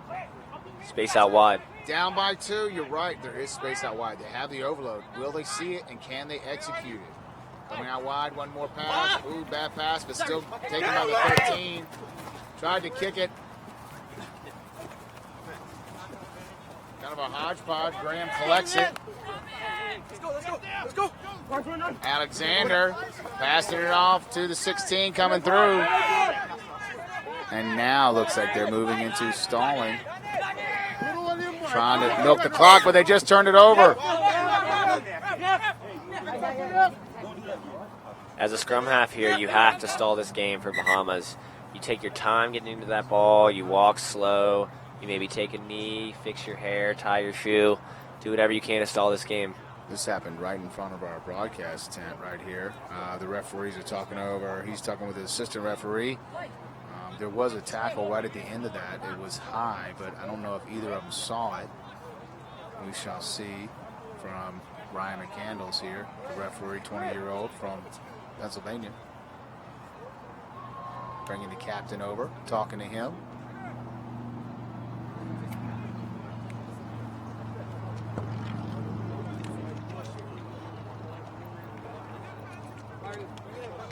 I think he's Ryan telling his team they better watch out. Next one's going to be a card. That's just what I assume is what he said. Obviously, it wasn't a little birdie on his shoulder, Austin. Yeah, you just got to make sure this game doesn't end in a fight here. You can't have a high tackle at the end of the game. You definitely want to keep it cool.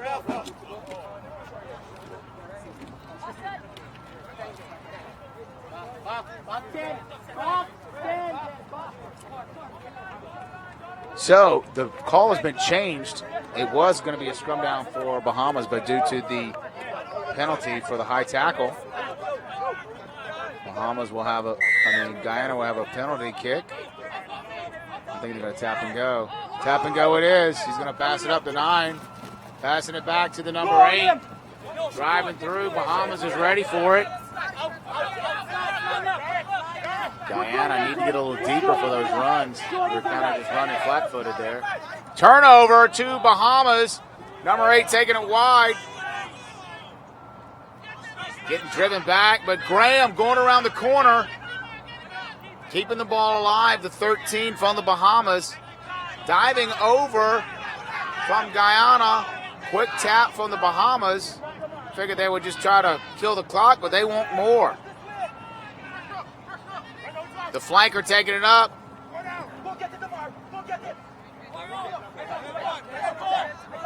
In that situation, I would have definitely kicked a touch and let that clock tick. He kicks a quick tap, and he might give the ball over to Guyana here. You got to slow this game down. Fullback setting up to pass the ball out. The fly half to Graham, the 13. He's isolated there. Could cause a turnover, but they still cover it up.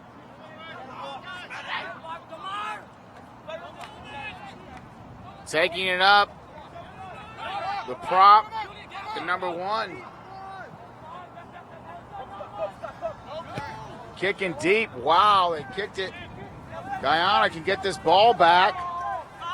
I see the fullback for Bahamas going back because he's getting ready for the kick. Guyana kicking it out. Oh, my goodness. They're giving away possession. They needed to keep that ball. There's only a minute and a half left in this game. They're down by 2. Winner goes to the trophy final on Saturday. And he may have had a better decision to make right there, Austin. Absolutely. The strategy of this game is completely out of whack. If you're Bahamas, you got to hang on to that ball and run forward pods, slow this game down. And if you're Guyana, you do not kick the ball there. You have to try to do something with your backs and get it wide, spread it around, let your forwards do some work and get that ball down the field. You do not kick that ball. So Guyana tries to win this line out, tries to steal the ball off the top. And it looks like it's a not in straight by Bahamas. So that's a gift right there to Guyana. They're going to have to put in with 30 seconds left in this game. We will see the Hooter, hear the Hooter, I should say, coming up. But we'll play until Guyana can either score or Bahamas kicks the ball out. We see that fast number 1 out wide. He's in the back line. I wonder if they're going to go straight to him right now. Number ones usually in fast are not associated with each other most of the time. But in this instance, Guyana, I think he's probably the fastest prop that I've ever seen in my life. Absolutely.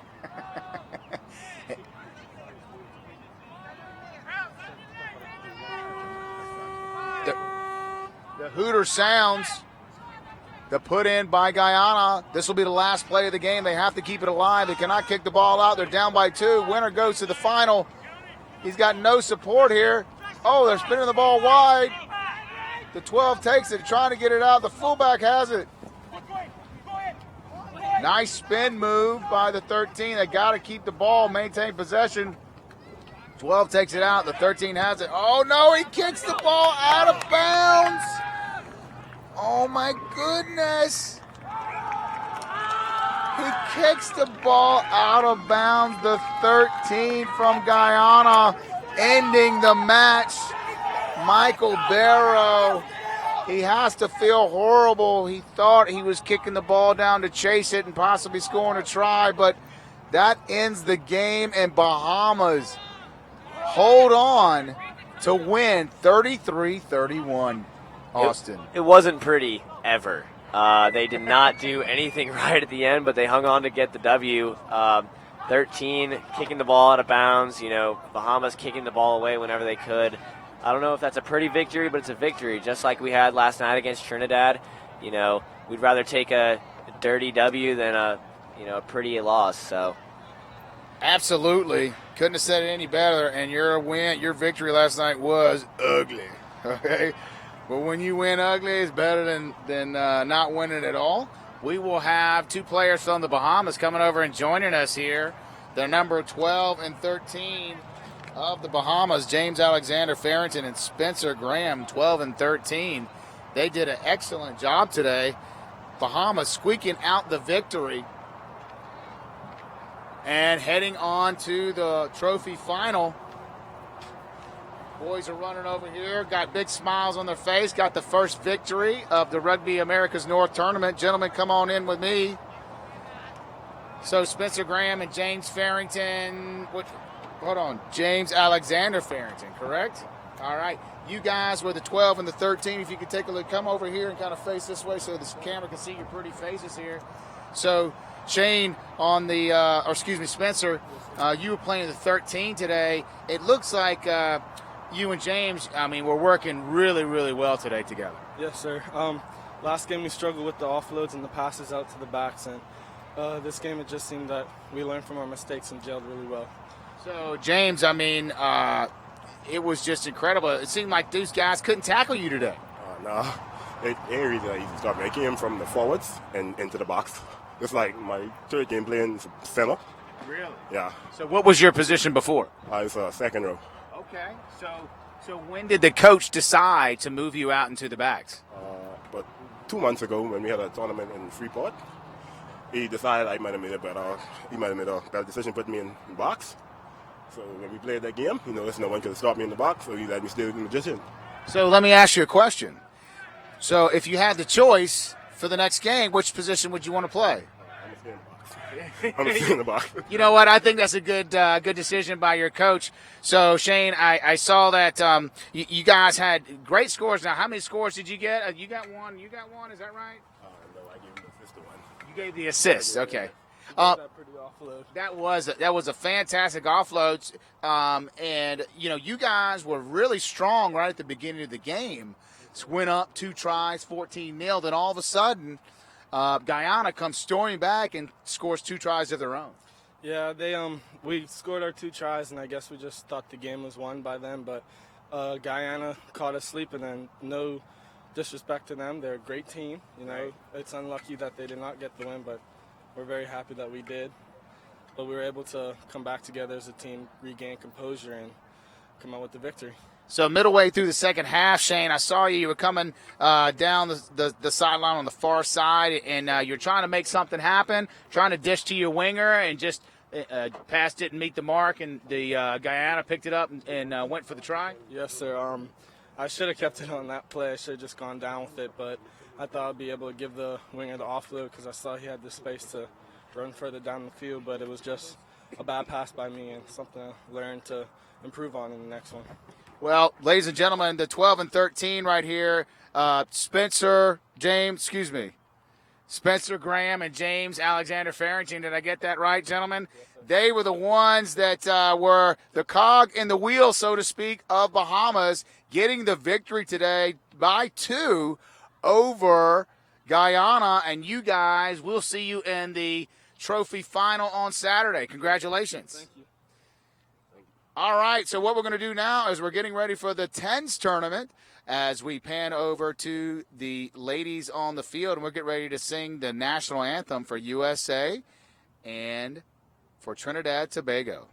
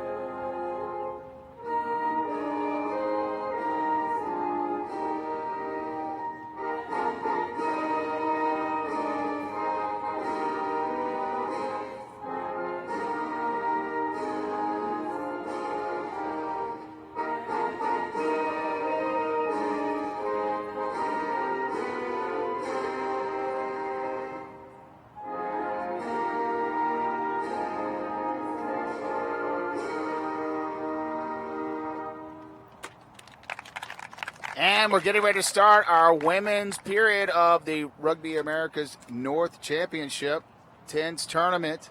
We just heard the national anthems. This is the first TENS tournament in the history of Rugby America's North. USA South and Trinidad Tobago will start it off. I have had multiple experiences playing in TENS tournament, and Austin, I love it because there's space as a center. There's smaller guys on the field. There's space to run, and nobody can tackle me. Yeah, TENS is going to be interesting. I've never, watched or played TENS before, but it definitely can, make for an interesting game. I will be playing TENS later this summer at an Atavis tournament, Atavis camp. So I definitely need to get see how it's done here. We'll see if these USA South girls can, beat Trinidad like we did last night. Right. Nicole Strasco, the number 8, going to be captaining the side today for USA South. So if you're unfamiliar with the 10s format, it's 10 people aside, and you play 10-minute halves. So it's very fast-paced. You have a smaller scrum, typically a 5-man pack, and then a scrum half, and then a 4-man back line. We'll see what the format is for the USA South as well as Trinidad. And you got to look at the Trinidad uniforms. They're in the black, and it's going to be warm today. Oh, yeah. I don't know about this uniform selection. I see a couple of these Trinidad girls wearing tights as well. That could be miserable in this heat. USA South Panthers. First time that they have played 10s as a unit.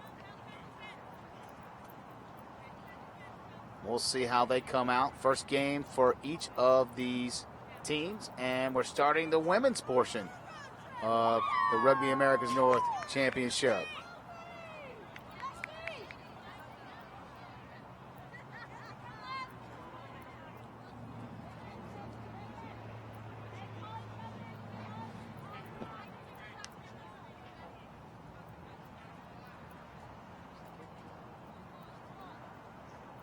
Makes it pretty easy for the kickoff return setup. 5 up, 5 back. Taking it up, Rambo call to play they have, set piece. Errant pass by USA South. The 6 taking it up, Kimberly Samiglia.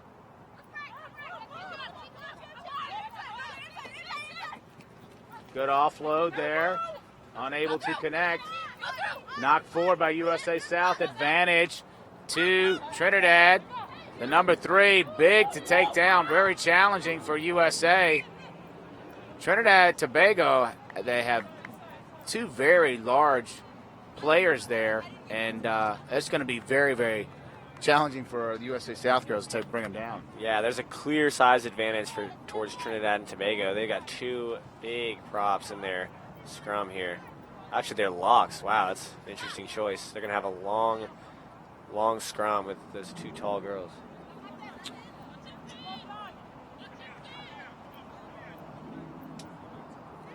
The fly half for today for U.S. number 4, Cynthia Kelly.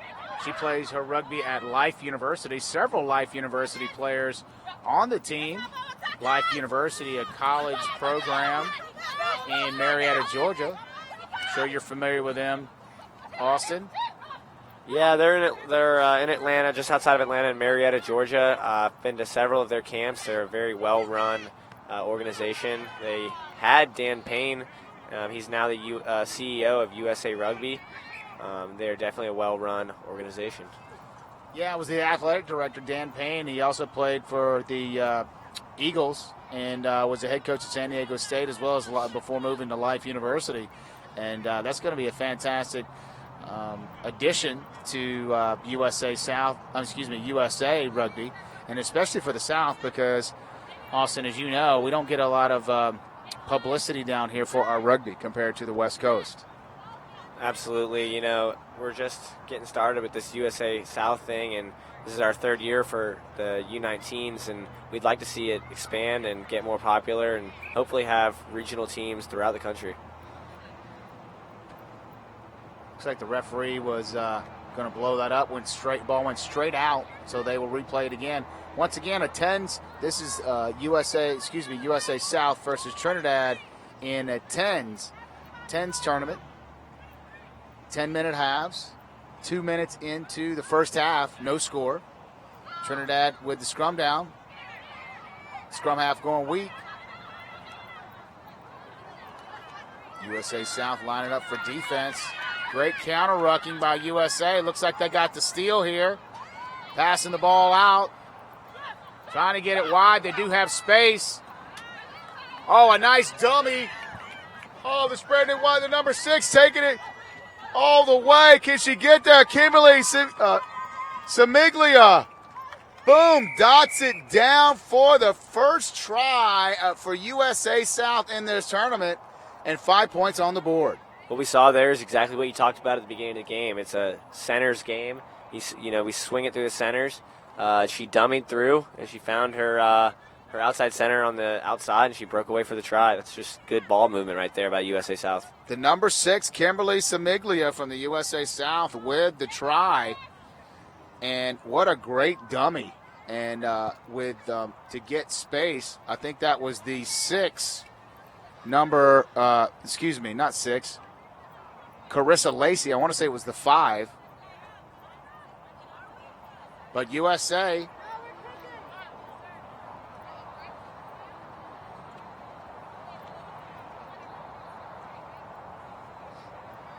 So just like sevens, USA South will kick off here, unlike 15s where you receive the ball. Kick was no good. So 5-0, USA South as they kick off.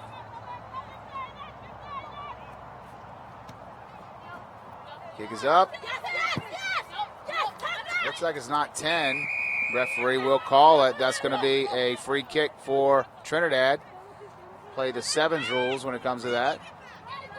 That ref was spot on with his call. I really like the level of these referees in this tournament. It's unlike any place I've ever played. Ooh. Coming crashing through Trinidad. That's the number 6, Maria Thomas. She is a challenge to bring down, and so is the number 1, Ornella George, going around the corner, taking it to the house. 50-meter try. Trinidad has tied the game. She is a large woman there running down the sideline. I don't know if I would want to tackle her there. Holy cow, she has to be, I would say, 5'8", 5'9", possibly 5'10", and towering over the USA South. Great stiff arm, but putting on several USA South players. And, wow, speed as well and size. She's going to be a definite challenge to get down for the rest of the match. The kick is no good. They do play a drop kick for the extra point here in the 10s tournament. That girl is absolutely taller than 5'10", because I'm 5'10", and she would tower. You're me. right. She's taller than me, too, so we're about the same size. She's got to be 6 feet tall. Absolutely. And tremendous. So is the 1 and the 3.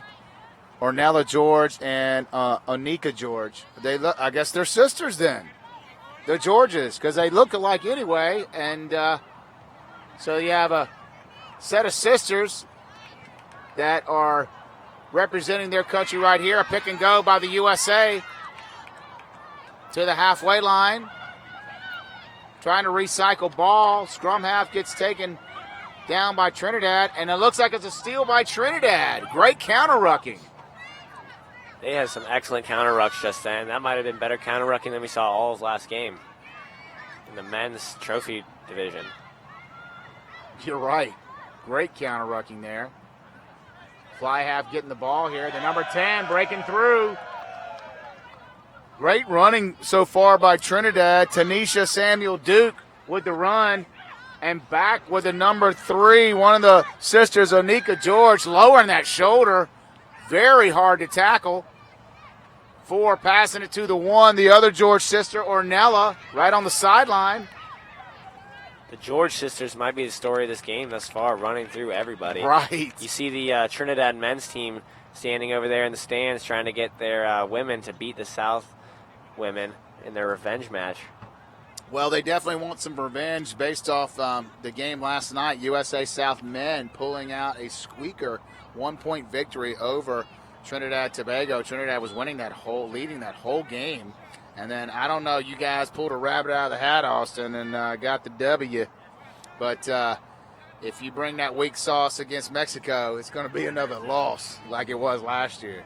Yeah, I don't know if we want to call it weak sauce. We came back from 12 points down. And, you're right. Yeah, a lot of heart. Excellent second half. That was heart right there, Brazilians. I agree. A lot of heart from, I was telling your coach Mark Williams that. You guys showed a ton of heart.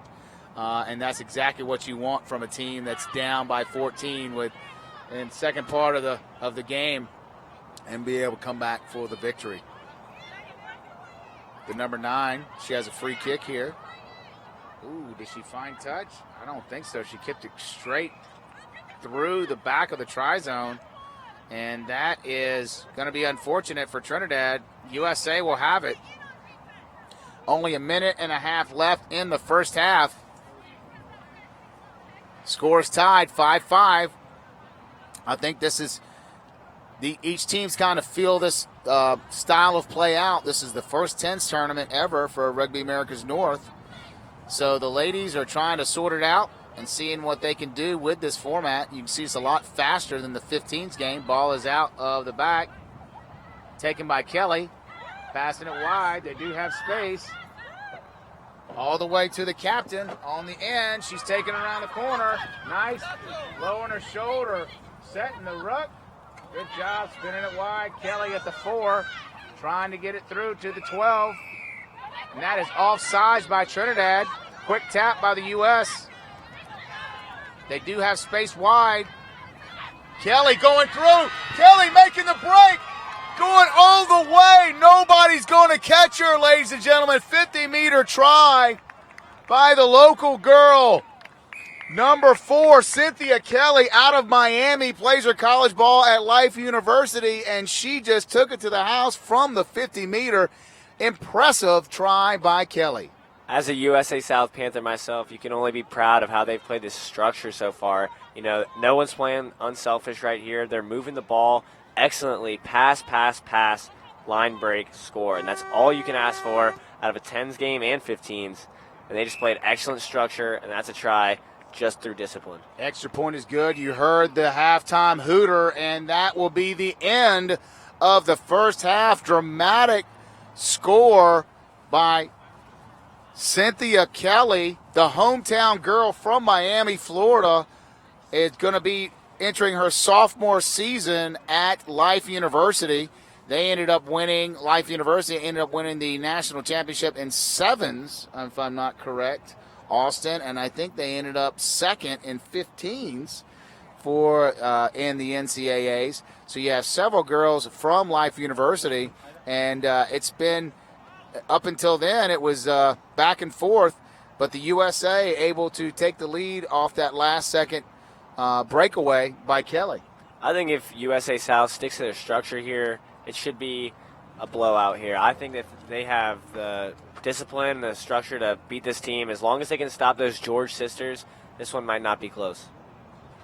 Well, we shall see. 10 more minutes to play. We play 10-minute halves in the 10 style. 10 players on a side and 10-minute halves.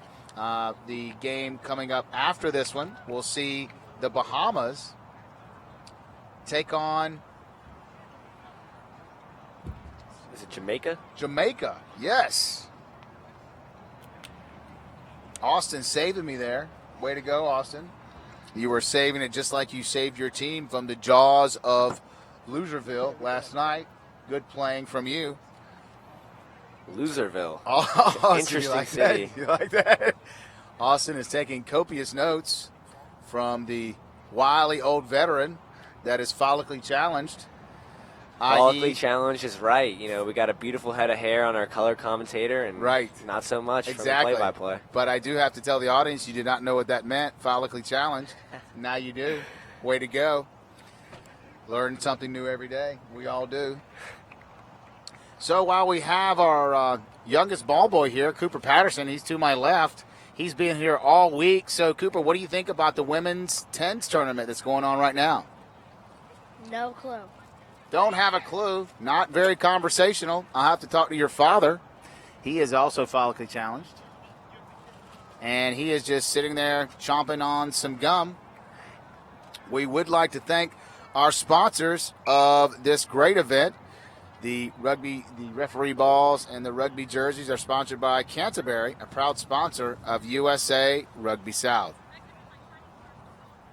As we're getting ready to start the second half, the USA South women on top 10-5. Trinidad, they've been looked very good. And working with the two George sisters, Ornella and Onika, they are the numbers 1 and 3 very hard to bring down. It seems like they've know how to run with the ball, both lowering their shoulder. Very hard to tackle.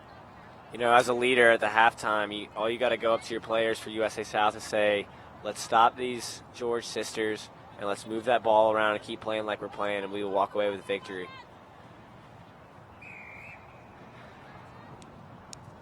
The difference in the game, a 50-meter breakaway try by number 4, Cynthia Kelly from USA South.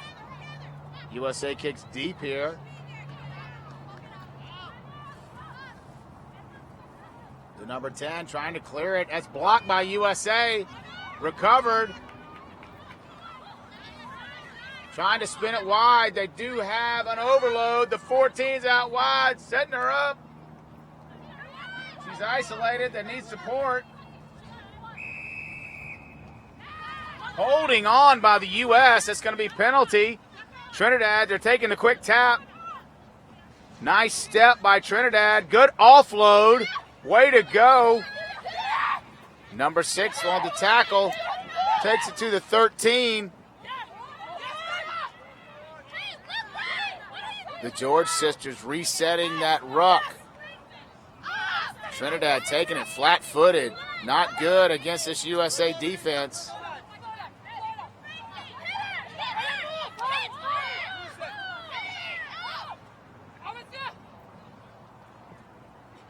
Number 3, Onika George, taking the ball up. The number 8 breaking through here. Oh, she's got some room. She's got one person to beat. Can the USA grab her? They tackle her right at the 22. Looks like the USA recover. Oh, holding on call by Trinidad. Wow, Austin, I thought they were going to get on the board with a try. Yeah, she broke away down that sideline. A couple phases of play by Trinidad. They break away, but the USA South girls are able to track her down and get that poach and draw the penalty there. That's excellent defense, and they're playing very disciplined rugby. I can't say it enough. Absolutely. Gabby Bergman, number 14, she chased down the Trinidadian player and saved that try, keeping their lead at 12-5. We have 8 minutes left in the game. Once again, this is a 10-style play, 10s tournament for the women. So we'll play 10-minute halves with 10 women on the field for each team. Line out coming in, Trinidad winning it. Whoa, whistle has been sounded. And Darian Lovelace, the number 12, I guess you didn't hear it. Scrum down USA South. Watching these women play is very interesting to me. You know, they play so fundamental because the ball's a lot slower. You know, the play is not so fast. Everyone's not so athletic that everyone's flying around at once. So if you want to learn rugby, I think you should definitely watch, you know, women's rugby and even 10s, because you can see everybody on the field. There's not so much clutter, and you know, you can learn the game a lot better. A lot easier, especially if you're new to the game. It's a lot easier to watch this game because the women are a little slower than the men, and it helps you to understand the game. I find that several of the new rugby players, it's too fast for them, the men's game. If they can watch the women's, they get a better understanding. Quick tap by Trinidad, the 13 taking it up. Advantage to Trinidad. Looks like the USA was not back 10. Penalty coming in from the side by the USA. Threw the ball away. That's another penalty, so that'll back them back 10 more yards. And they're right around the 5-meter defending this. Trinidad can tie the game. It's a quick tap right now. They don't look like they know what they're going to do with it. They pass it to the 6. Fatigue definitely setting in. This is a very fast-paced game, 10s. There are free subs. However, we haven't seen any substitutions from either team lately. The number 12 taken down. USA trying to counter ruck. 6 minutes left in the game. And Austin, the flat-footedness from the Trinidad. You got to be able to catch it with a little pace. The number 1 getting caught up. Passing to the sister, number 3. Onika George passes it to the winger, number 12, and a score. Number 12, Afia Glasso. Afia Glasso. Afia Glasso. Say that fast 5 times. That's challenging. I will not try. She is the number 12. I may have butchered the name, but she was fantastic in that execution. Nice pass to the winger there, and she dotted it down in the left corner for 5 points. You know, right as I'm bragging on USA South's discipline, they gave up 3 penalties in a row, and all it takes is Trinidad moving the ball a little bit, and they get it over there in the corner. You know, you'd like to see Trinidad try to score it in the center there to tie the game, but, you know, they take what they are given here in 10s rugby. USA South Panthers, these ladies, several of them, more than half are from Life University, and the rugby powerhouse out of Marietta, Georgia. It's a small school, only 750 undergraduate students. They have more in their chiropractic program, but their main sport is rugby, both men's and women's. They started a women's program 2 years ago and were runners-up both years in 15s for the NCAA championships and have won the national championship for 7s this year. USA up by 2. 4 minutes left in the game. USA, the champ, straightened up, tried to offload it, got intercepted by Trinidad. USA on the back foot. The 10 trying to make the break. Good recovery by USA South. They're moving their line out. They know they have to gang tackle number 1, Ornella George. Ball is lost. Oh, and no, a penalty. Not releasing in the tackle. Trinidad with the ball. 3 minutes left in the game. They're trying the winger again. The USA able to recover with the tackle. And this is a slow, the ball coming out slow. George getting held up. The number 1, Ornella, looking for her sister. Number 3. That's discipline right there, holding up that maul. You know, she's 6 foot something, and you stop her, you hold her up, and you make sure she doesn't move anymore. That's good play by these USA South Panthers. Onika George getting subbed out for the number 2, Latoya Providence. George's sister, Ornella, still in there as the number 1. Boy, this is coming down to the wire, ladies and gentlemen. USA up by 2. 2.5 minutes left in this game. USA been in their end the whole second half. Trying to get it wide here. Taking it to Strasco. The captain, she's isolated though. Got support from the 6. Kimberly Simiglia. Moving the ball left to right. Ball in hand. They're running straight. They're trying to set something up. They got an overload to the right. Can't connect on the pass. Offloading. Got a breakaway. Can she make the distance? 60 meters. They're hot on her tail. Oh my goodness. Yes, they scored the try. For a second there, I thought he was going to say it was a knock-on and that she didn't touch the ball down. But great execution by USA South to get that score. Yeah, they spreaded it wide one way, and then they stopped, turn it back around. And that's just phase play. You know, you move it all the way to one side, and you bounce it back the other way, and it's tiring.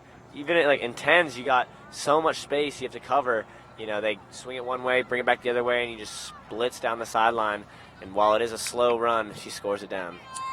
So they spreaded it, huh? Spreaded. They spreaded it. Okay, that's a new term. All right, Yeah, is that what they're teaching you at Furman these days? We're learning new things. They spreaded it wide. Awesome. Great analysis there, Austin. Way to go. USA South up 17-10. They missed the extra point. Under a minute left in this game. Cynthia Kelly, the 4, passing it to the 15 for the kickoff. Whitney Wilson.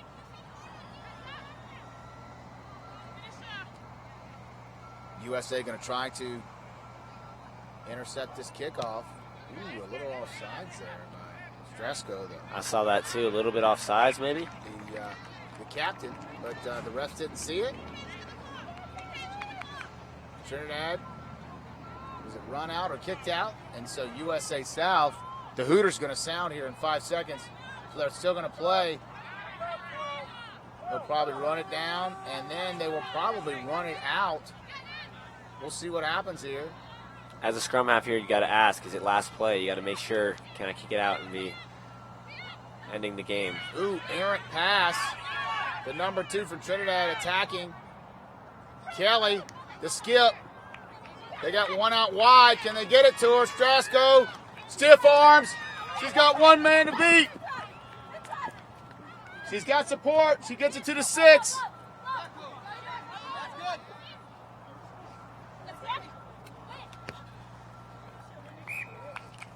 Great heads-up play by the 15, Whitney Wilson. Kicks the ball out, and the game is over, and the USA South get their first victory of the tournament, a 17-10 win over Trinidad Tobago. You know, what they might have been doing there is going for the extra bonus point. You know, if you score 4 tries, usually in a sevens tournament, you get that extra bonus point with the win, but you can't risk losing the game, so they decided to just kick the ball out of bounds there. Good win by USA South. They were able to overcome a couple challenges, especially the 2 sisters, Ornella and Onika George from Trinidad. They kind of had their way in this game, but in the end, the South was able to work the ball, had some good play, and were able to come out on top.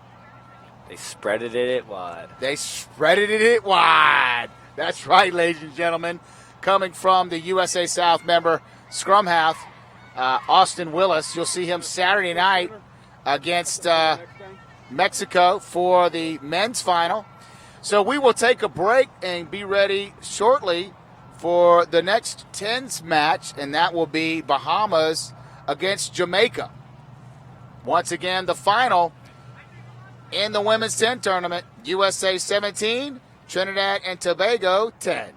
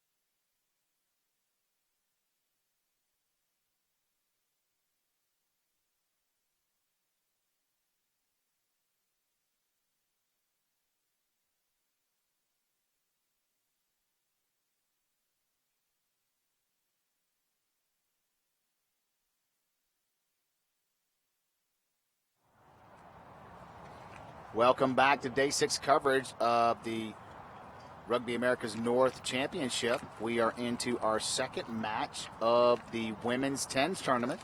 First match, USA pulled out a victory against Trinidad Tobago, 17-10. Right now, We're getting ready for the national anthems for Bahamas and Jamaica.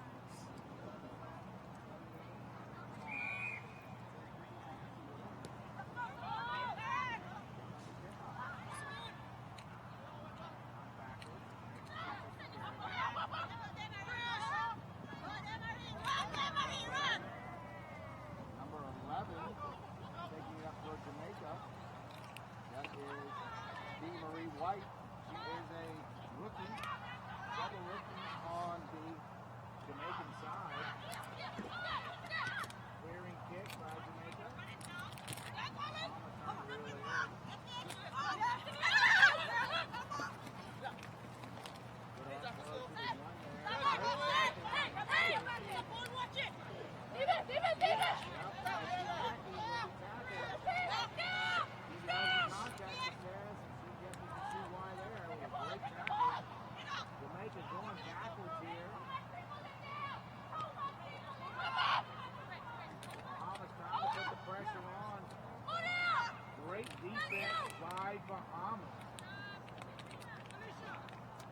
forward pass call by Jamaica. So we will have a scrum down to the Bahamas.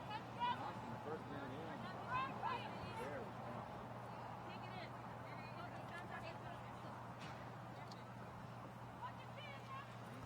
How would you know you might say? So, we'll check and see if our mics work. Dave, does his mic work over there?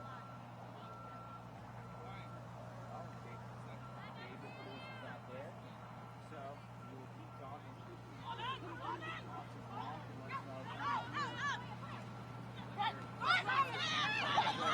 13 taking around the corner. She will not be stopped. Now she's sharing the ball, trying to. It's a score for Bahamas. Number 13, Christina Gale. And since the mic is off, Austin, why don't you let me know on my mic how that looks from the bench.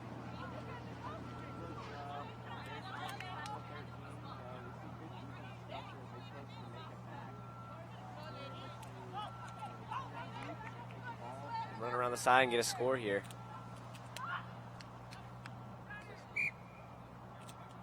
So the kick is no good. So we'll have Bahamas up by 5. 2 minutes into the game here. Once again, this is a 10s format here of rugby. The team that scored the try kicks the ball off.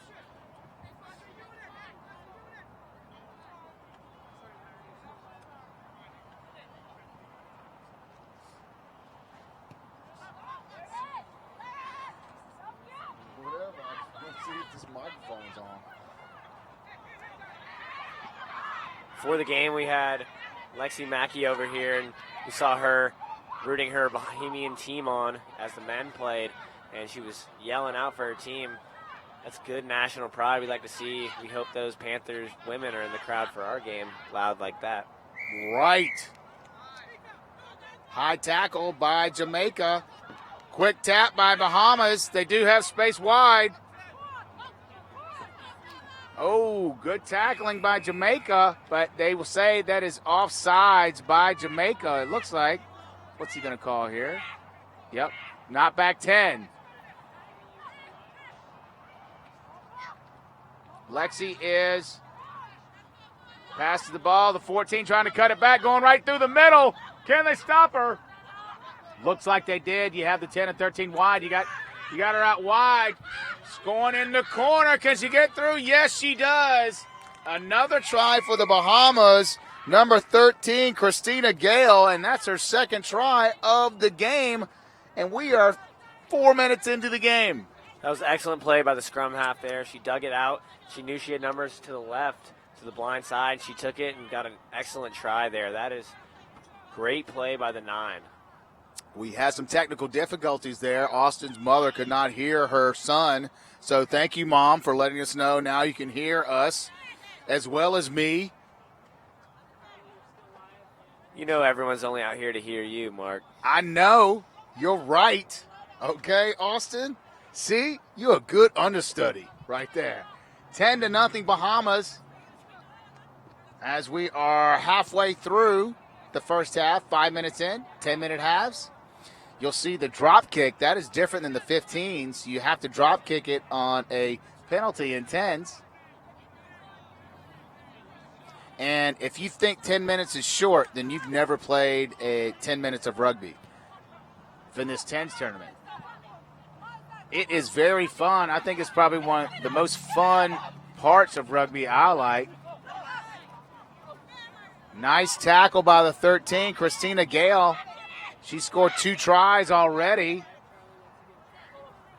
This roster's full of rookies we can see here, but there's definitely no lack of experience. We see them calling for the ball and trying to get clearance kicks here.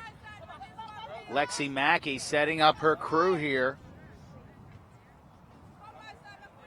The captain is number 7, Danielle Zanicio. Jamaica taking the ball, nice dish, getting it wide. Got the 4, she's got space. Bahamas recovering here. Nice step by the Jamaican player. Jamaica's fan base going crazy right there with the broken ankles that Jamaica has inflicted on the Bahamas there. But Bahamas still have the ball. She had ice in those feet just then. Yes, she did. Shim and shook again. Not back 10. And that is no style or flavor when you said shim and shook. Okay, you got to get a little flavor in that conversation there, Austin. Quick tap by Jamaica and a great step. Going through, knifing through this Jamaican defense. They have a overload out wide if they can get it there. 4-man overload. The 14 takes it up. Nicola Brissett got hit hard by the Jamaican defense. She is isolated. Great counter-rucking by Jamaica. They take the ball. That's going to be offsides on the 14, Nicola Brissett. Quick tap by Jamaica. Ooh, that's another penalty, not back 10. That's going to be a yellow card, ladies and gentlemen. You cannot do that. Yellow card. She's going to have to go sit down. That number 4 is Lisa Frazier. She is the captain. That's Jamaican side. The number 4 is Deja Rutherford. Oh, that was a high tackle. Advantage was called. The number 4 is going around the corner. Can she go all the way? I think she's going to finish it.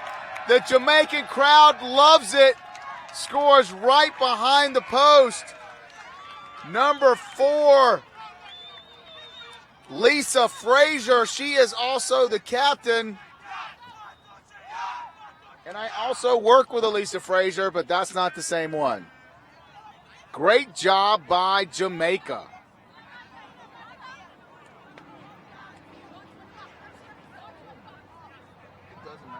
All right, they took the ball down the field. You know, we had a few good plays by Jamaica shaking the Bahamian defense, and they had the advantage play by the ref. They took it wide, and the Bahamas might have gotten a little sucked in. They took it wide and got the score.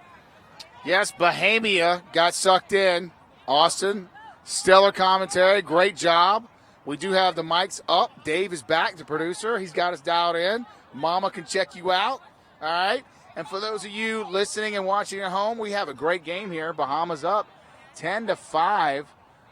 We didn't know if Jamaica was going to show up here, but they are definitely bringing the speed around the end here. Several rookies playing for Jamaica. Doing a great job. 1 minute left in the first half. Referee's going to stop the clock.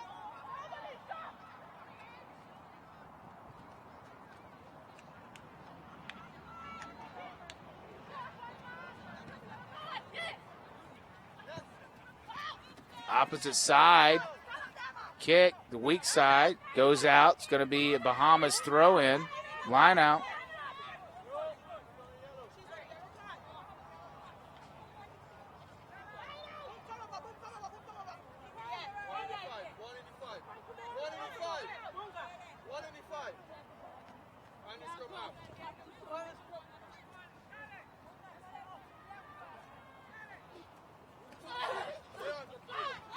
Jamaica stealing that line out, taking it to the 3. They have numbers out wide. The 15 trying to commit the defender, going to the wide, passing it to the number 4. Great job, great offload. The 3 again. Oh my goodness. What a great play right there. The back and forth, the scissors, scoring the try, the rookie Crystal Groves, number 3. Excellent play by Jamaica. They got the steal from the line out. They took it wide. They spread Bahamas out. They knew all their players were stuck over in the line out, and they were able to get it out wide. And all it took was a couple offloads, and you're in the end zone. You know, it was awesome to where they went wide, and then they brought it back inside and then sucked in the defense. They didn't think they were going to have to take care of the width, and then it was a scissor back to the edge. Great play by Jamaica. And that is a hooter for halftime, and we are all knotted up at 10. Incredible comeback by Jamaica. They have tied the game up for halftime, and we will be back shortly with second half coverage. Once again, halftime, your score Jamaica 10, Bahamas 10.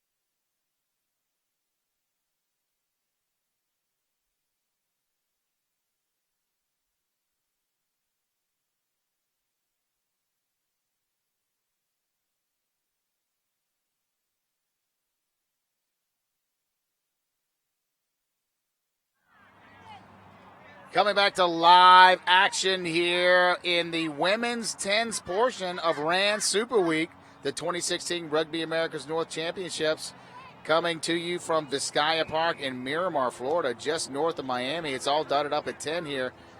Jamaica kicking off to the Bahamas. 10-minute halves, 10 women on the field at one time. Advantage Jamaica right now. Referee will blow that up. You got to think Jamaica's got all the momentum here, scoring right there at the end of the half. Bahamas had two early, thought they're going to take it away, and then Jamaica comes back, ties the game up.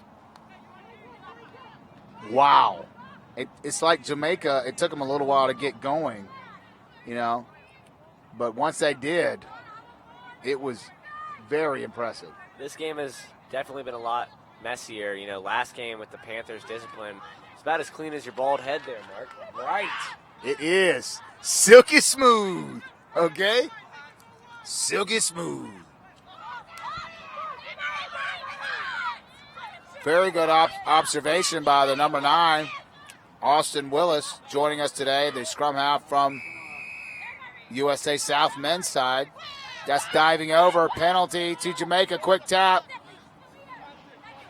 Bahamas not back 10. They do have another penalty. Bahamas better back up. And don't you hate it when your teammates don't back up on these penalties, Austin? I can't stand it. 15 going through. She has an overload. Kicks it to the 4. Wow. What a great pass. Oh! And the sidestep to get the extra point closer, dotting it down near the try line. Once again, number 4, Lisa Frazier, the captain of the side, with another try. One of the things I'm seeing on this roster is she's a captain, but she's also a rookie. That means she's got to have some leadership skills here, Mark. Took it all the way around and got it in the center. That's a great play. The the Jamaican fans over there in the crowd love her. Jamaican men's side rooting on their ladies. They scored the extra point as well.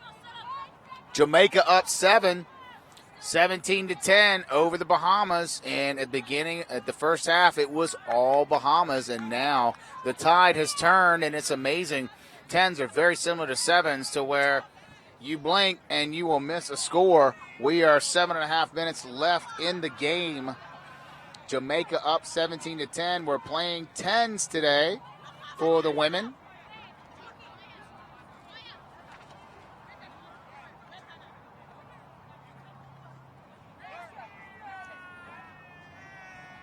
I've had this referee before, and he's an excellent referee, but he is from Jamaica. Did we see any? No, he's from Trinidad. That is my fault. Close, but no cigar. So that's why he was not refereeing our game last night. So Right. I really like him. Trinidad taking the ball up. Bahamas taking the ball up. You had me on Trinidad there. My bad. We all make mistakes. Right. Jamaica trying to clear the kick. Penalty to the Bahamas. Before all that happened, it was holding on to the ball. Jamaica. Jackson, where's the ball? Oh, they have one there. Okay. Jamaica. Quick tap.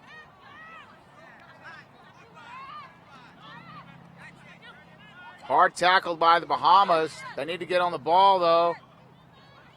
Going backwards, playing more of a 7 style, kicking it through. Bahamas back with the ball. The 13, trying to cut it up. Dishing it to her support, trying to go around the corner. Jamaica there with an authoritative tackle. Going around the weak side, changing her mind, coming back around to the right. She's got some wheels. There is Lexi Mackey, number 21, driving through. And that looked like offsides, but I guess not. Oh, the referee will call the knock on by Bahamas first. Love to see these Jamaican players say sit down with these tackles. Right. It is pretty impressive, the tackling that's going on and the hits that these ladies are pounding each other. In fact, we're having a injury timeout right now. A Bahamian player getting looked at. She's back up on the field and on her feet and ready to go. But very impressive in person. I know you must have taken a few of those hits back in your day. Don't Well, feel great, huh? It's great. You would think that awesome, but I usually delivered in inflicted pain. Gotcha. Very rarely did I get jacked up, okay? About 3 times in my 25-year playing career, okay? And that's because I was a center, the inside center. Nobody can tackle me. And still they can, if they're boys. Bahamas on the attack. Nice cut step, side step. They have a man overload. The 13 taking it through. Great tackle by Jamaica. She also said, get dumped. Yes. Bahamas trying to hurry up. Lexi Mackey understanding the time is of the essence. 4.5 minutes left. They're down by 7. Passing it to the 4.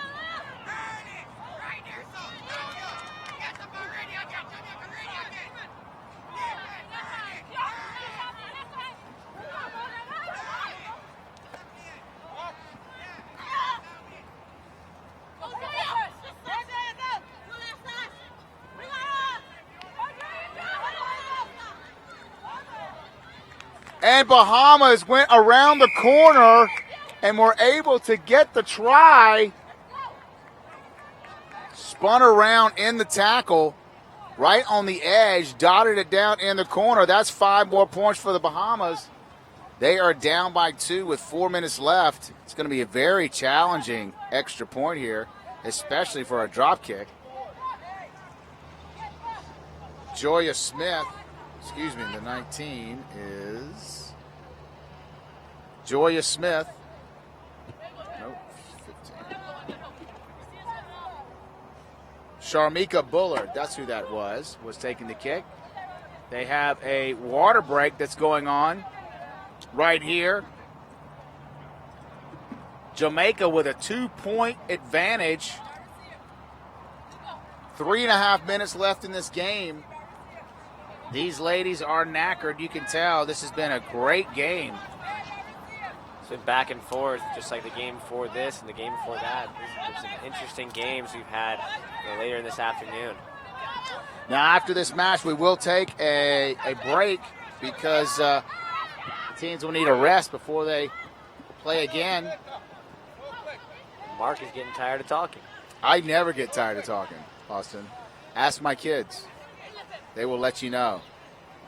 I am a virtual chatterbox 24/7. We will take a break, and then the next match in 1 hour will be Trinidad and Tobago versus the Bahamian team here. And the nightcap, final game of the day will be the women's USA South versus Jamaica. Jamaica with the line out, and Bahamas steals the ball. Lexi Mackey, she gets knocked out of bounds. 2.5 minutes left. Bahamas is attacking, and you think, Austin, 2.5 minutes, what can they do? But that's a lot of time in both 7s and 10s. Yeah, they have plenty of field to spread the ball. What I'd like to see in that last play was Lexi Mackey. We interviewed her before the game. She said she's been playing for 10 years on and off, and she had an excellent veteran play by getting tackled, releasing the ball, picking it back up, and standing up and running for a few more yards. You know, she took it out of bounds, but very veteran play, heads up. Jamaica pounding the ball up. If they maintain possession for the next 2 minutes, they're going to come out victorious.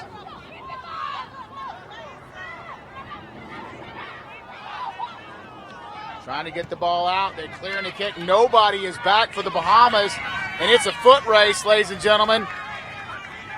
Bahamas coming down with it, but they have 2 defenders on her. She shakes one. She starts breaking. They do have the defenders ready for her. Nice tackle by Jamaica. Ball's coming out. Jamaica recovers. Oh, the kick is blocked. That number 13 chased all the way down the field for that ball, turned around, and then took it 30, 40 yards back down the field. She is lightning in the bottle, that number 13, with 2 tries in this game already. Arlene Johnson from the Bahamas. She's the one that got the 2 tries, and she has energy to burn right here. It seems so.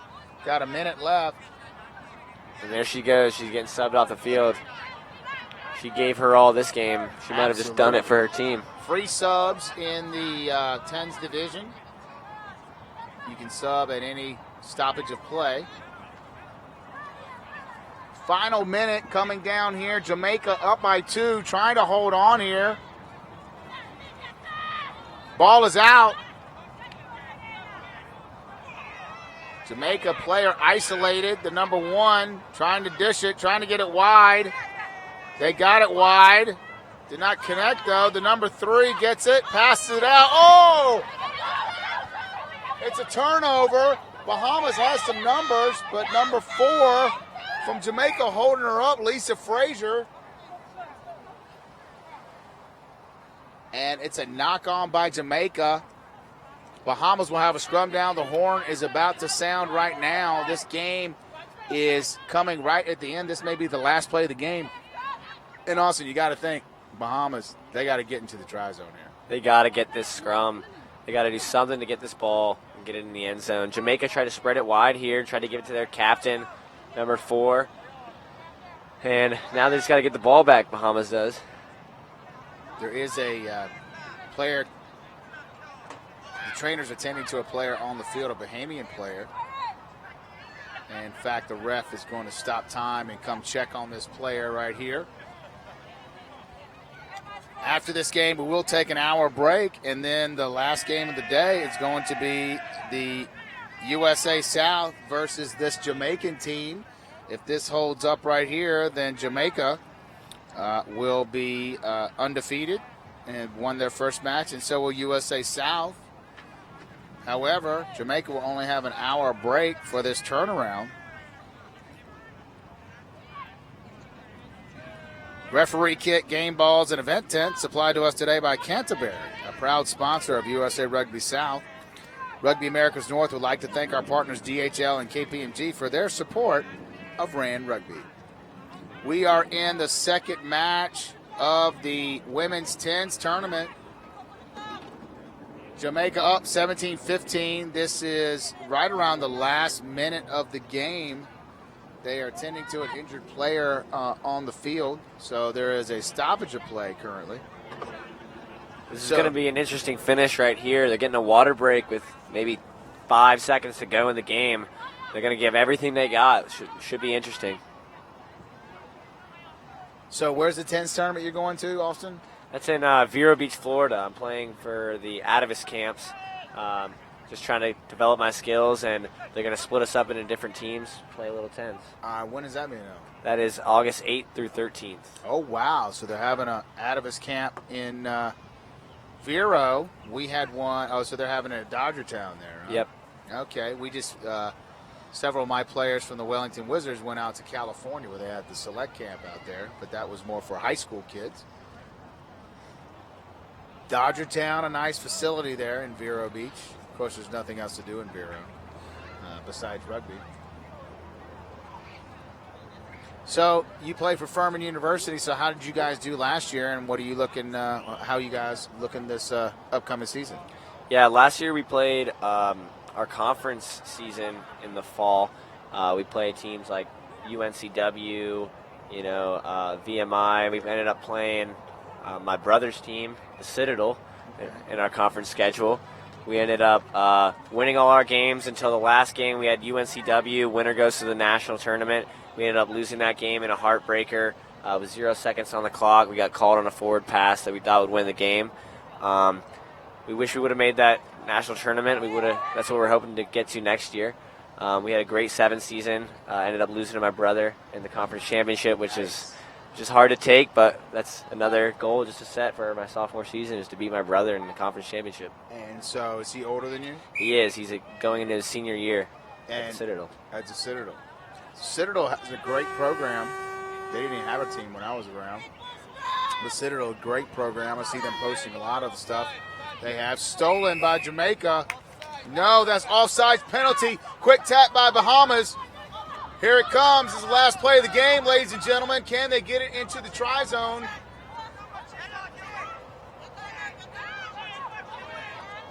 Bahamas rucking over the ball. Another penalty by Jamaica. Looks like not rolling away. Yep, not rolling away. They're not doing a quick tap. There it goes. Here's a quick tap. She's taking it up to number 10. 2 ladies on her. The ball goes forward. No, they are not back 10. Another penalty. You got numbers quick wide. Tap, Bahamas. They got 2-man out wide. She does not see them at all. But she was able to get into the try zone, and it's a score. Bahamas comes from behind and pulls out the victory in the last play of the game. Incredible by the Bahamas. Seems to be the story of the day. It might not be pretty, but it's a win. Absolutely, and that's what you expect in a 7s match. To be honest, I didn't know if we would see that today in the 10s matches, but absolutely a good 2 more minutes of extra time, and because of the penalties of Jamaica, Jamaica was up most of the second half, and at the last play of the game, Bahamas comes back, and it seems with their experience, Austin, they were able to get the job done. It's absolutely true. They rejoice after this win. They're going to have to go take a break because they're coming right back on. You don't get much of a break in 10, it seems like. And that's right. And that's the end of the game, ladies and gentlemen. The final whistle. Bahamas comes back to take the victory from Jamaica with a score of 20-17. We have really enjoyed bringing you this game, and we have one more left in the day. That's going to be USA taking on this Bahamian side that we just saw. We're going to take an hour break so these ladies can rest, and we will be back for our final match, USA South versus Bahamas, on day 6 of the Rugby Americas North Championship.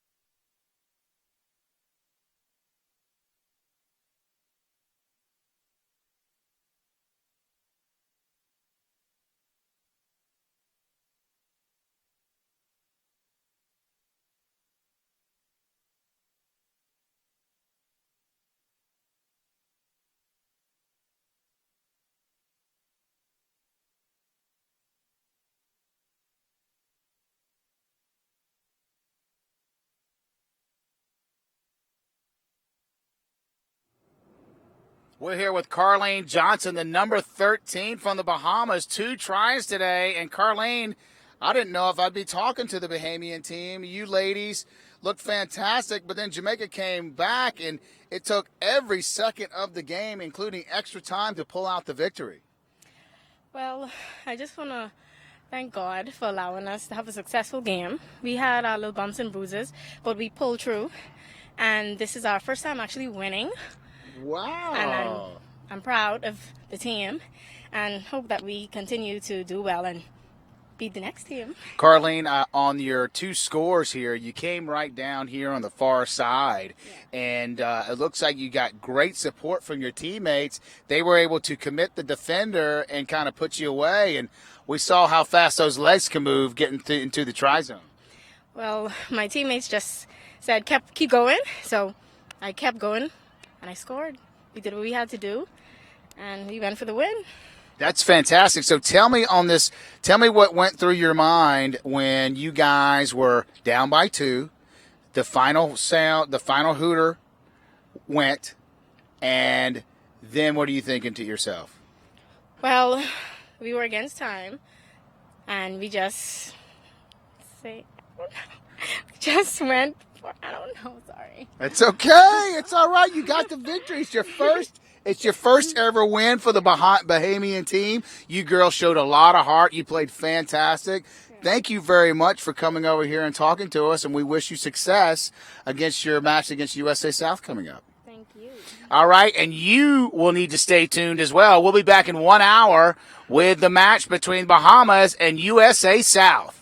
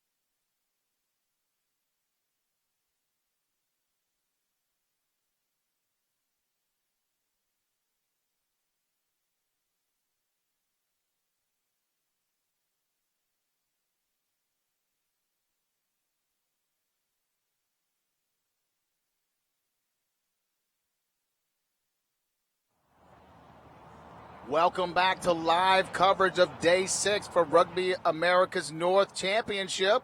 We are in the 10s division of the ladies. Right here, our third match of the day, 10s match. We'll see Trinidad and Tobago versus the Bahamas. I have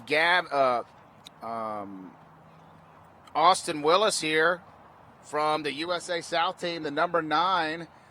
Fantastic victory you guys had last night with the men. We were here for the earlier matches. Bahamas, they were able to pull it out, and Trinidad and Tobago, they did get the loss against USA South, but they really looked strong. Yeah, this Trinidad team is strong, just like their men. That was a strong team we faced last night. I like the Trinidad team in this game with big Ornella and Onika George, the sisters. They both are over 6 feet tall, and they are bruisers in the scrum here. They definitely bring the pain when they're running the ball, throwing the shoulder down, and just a very challenging runners to take down. Trinidad was in the black earlier. They switched to the red. Bahamas in the black and blue. Bahamas pulled it out at the very end against Jamaica. They were down most of the second half, and the very last play of the game were able to dot it down for the try and the victory. 2017 for them. Trinidad lost to the USA South narrowly, 17-10. I think we should watch out for Bahamas number 13, Carlene Johnson. We interviewed her after the game. She scored 2 tries in the last game. She's a very heads-up play caller. She finds the open spots, and she scores. And we're starting with the third 10s match. Now, if you're not familiar with 10s, it is 10 women aside, 10-minute halves. There goes Johnson right there. Good hard running. Setting up the ruck. That's a knock forward. They'll go with the penalty to Trinidad. Scrum down Trinidad on the knock-on.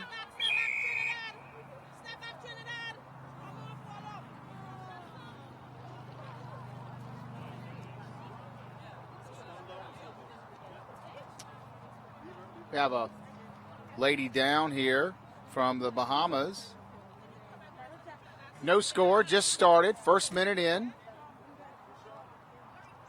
And Johnson is down. Shaking up on the play. Looks like she's going to be all right.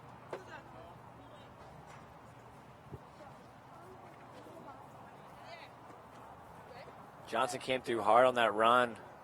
Got stuck right there in the hole. Good thing she's able to get back up. She's their leading scorer for this Bahamas team.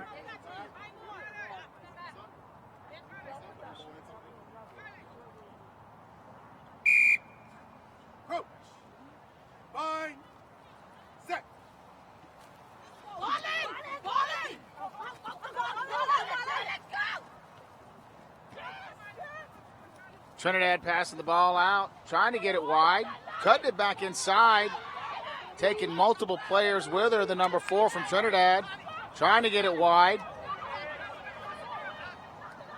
Spinning it to the edge, and they have some space out. The number 12 running right by the Bahamian defenders, going all the way under the post. Oh, my goodness! No, she did not. Oh, that's got to be a heartbreaker right there. The number 12 from Trinidad, Afia Glasso. Oh. That's truly unfortunate. You know, we had one of those in our first game against Bermuda. We had actually 2 of those drop tries. They really take the wind out of your sails, especially with 3 great phases of play by Trinidad. They move it all the way out, and you're not able to dot it down. That's a heartbreaker right there. The number 12, Afia Glasso from Trinidad. She did all the hard work. All she had to do was touch the ball down, and it knocked it on. Bless her heart. And a block by Trinidad. It's a knock forward advantage. Played to Trinidad. Yeah, on that 22, you're allowed to stand right in front of the kicker. And the number 8 did just that, stood right in front of her. She kicked it, blocked it, was able to get the scrum for her team. Wow, Austin, I have not seen something that egregious in a while. Usually you're under pressure and you're trying to get it down. But that just kind of slipped right out of her hand. Yeah, usually when they drop the ball in the try zone, it's when someone's trying to tackle them. But she didn't have anyone there. She just dropped the ball. That's super unfortunate.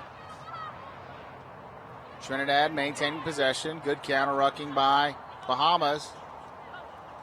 Trying to get the ball out. That is not four, and the referee will blow it up. 2.5 minutes into this game. 10-minute halves. We're playing 10s, so 10 women aside, 10-minute halves.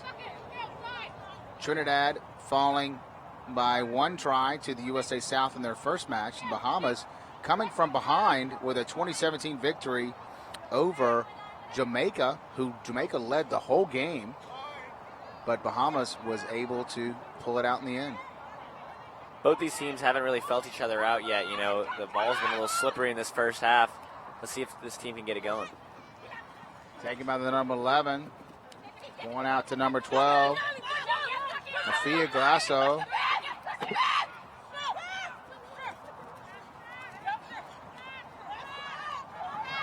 Trinidad have the ball most of this start of the game here.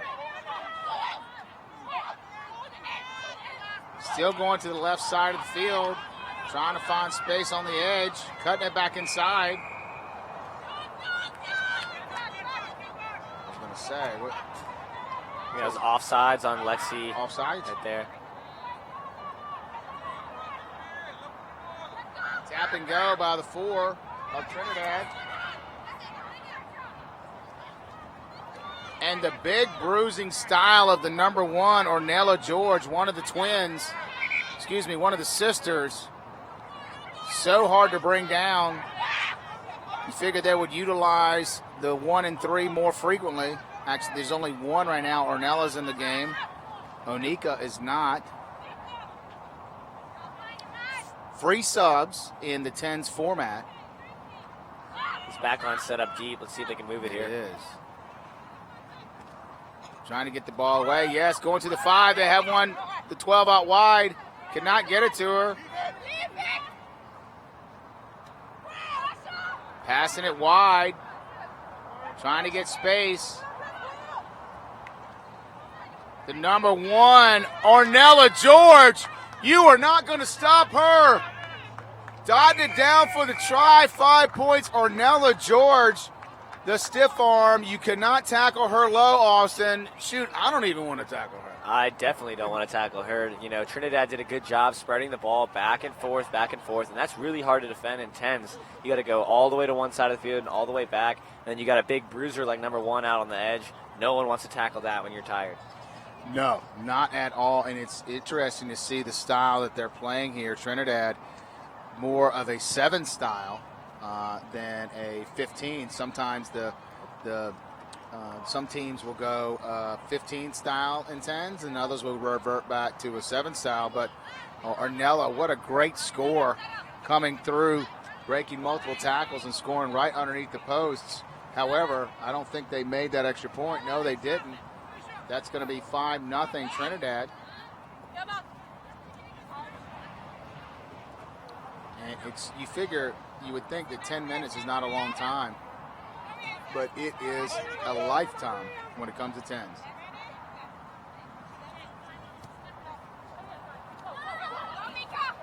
Bahamas getting the ball, the 15 taking it up. 3 ladies trying to bring her down, pick and go.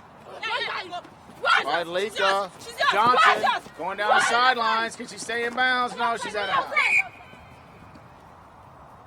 The number 13, she is a hard runner, but she just ran really hard out of bounds just then. That's something you cannot do in rugby. Mackey, number 21, as well as the number 13, Carlene Johnson. She scored 2 tries last game against Jamaica, getting them the victory. Our coach, Mark Williams, coaches us that the sideline is the other team's best player. Every time the sideline makes a tackle, it's a turnover. So you got to really watch out for that sideline. As soon as you get near, you got to go down and pass it out, because that sideline is going to turn it over for you. Errant pass by Trinidad, knocks him back pretty deep. Good tackling, though, by Bahamas. Recycled well by Trinidad. They got some speed on the edge. Can she turn the corner? Yes, she does. The number 12, Afia Glasso, she is going to score this time, and I guarantee you she will touch the ball down properly. Great job for her with the score. That will tie the game up at 5 apiece, and great for Afia for her to jot down the try with the errant knock-on in the try zone earlier. Yeah, they did a great job spreading the ball wide again. This time she definitely had the gas to go, and she didn't stop running. She wanted to get that space so she could got it down nice and slow.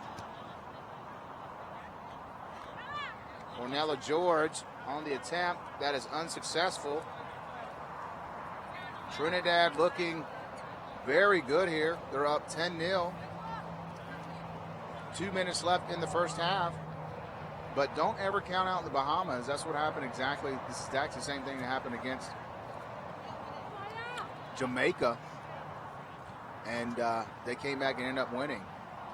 So they subbed out the other George sister. There you go. Run it out there, Cooper. The ball boy, Cooper, falling asleep at the wheel here. I'm going to have to dock his pay. Austin. Okay. Yeah, what's up? You got to pay attention. Okay. 10-0, Trinidad. Ooh. Unfortunate knock on there by Mackey.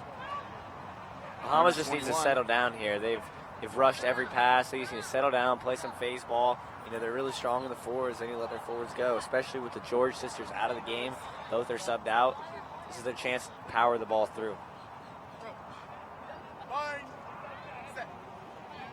The two Mackey sisters have been dominant in the Trinidad team, but the number 12,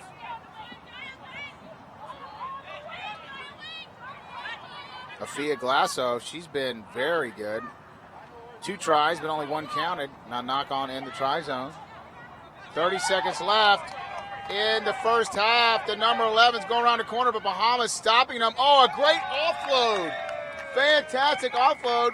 Was it a try? Yes, it was a try. There was a question if it was a forward pass, but no, the referee says that is a score in a great series of play by Trinidad. Yeah, as a scrum half, you always take a peek at that blind side. There must be a little bit of scrum half in that number 11 because she looked left, took it left, went blind, all the way down the sideline and found that number 10 for the offload. That's a great pop from the ground. That's a really hard thing to do is, you know, get tackled and turn around and pop that ball up, and she did a great job. Dahlia Jordan Brown, the number 11, fantastic individual play by her. You can tell this is not her first rodeo. That is a definite sign of high skill level when you're able to take the tackle and then offload to your teammate running onto the ball. And also the challenge is that teaching the game to teach the player to run onto the ball at that exact proper time. That's the challenge that we see coaching the youth here in Florida. We have reached the halftime. It has been all Trinidad, 15-0. Bahamas really have only crossed their halfway line about once. So into the first half. We'll take a short break and be back for second half action. You are watching the Rugby Americas North Championship.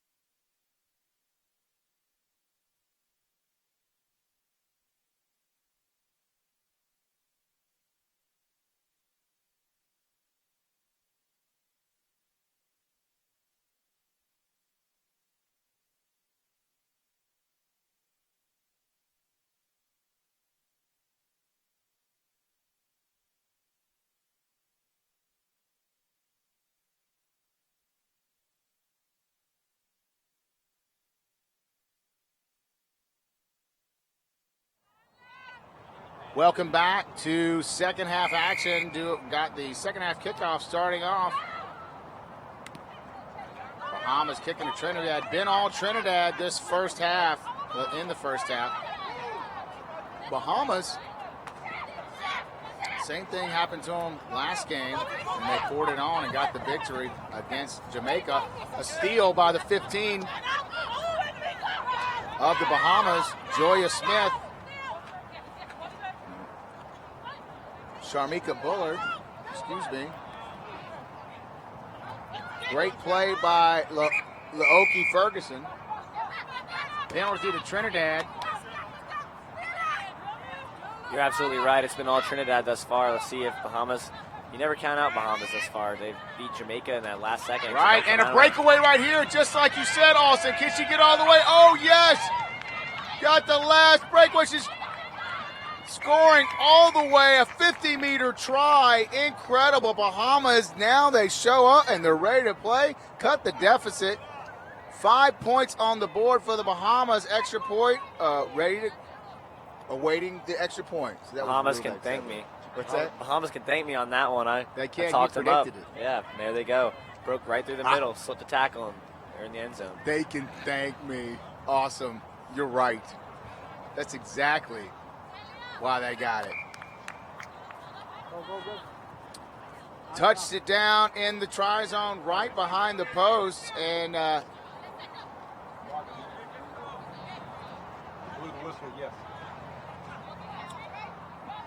so the extra point was good. Bahamas coming alive here at the beginning of the second half, 15-7. Trinidad still winning.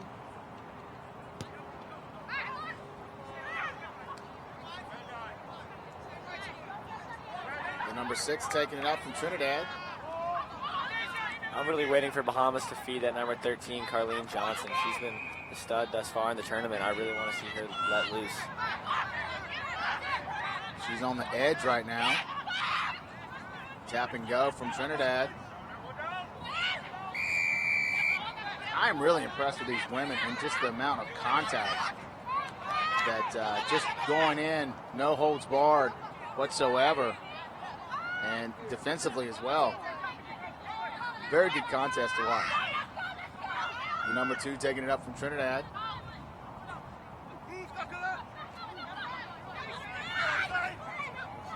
Ooh.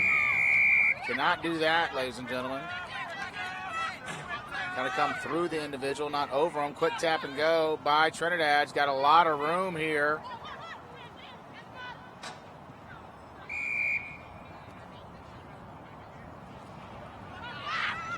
Penalty on Bahamas. Quick tap by the 7. Breaks several tackles, and in the try zone, another try for Trinidad. That was Kathleen Stephen. Excellent individual play. That's a veteran play right there. You know, she saw the penalty before he even put his hand up there, and she took the quick tap and dotted it down. That's a veteran play. Challenge with, if you're on the defensive side, the quick tap, you know, you're trying to figure out what's going on, and all of a sudden they take the quick tap and they're already by you. It's hard to defend, and you know, if you can get there quick enough, it can be very beneficial, but if you mess it up, it can be a detriment. So that's why I say it's a veteran play, because she made it happen.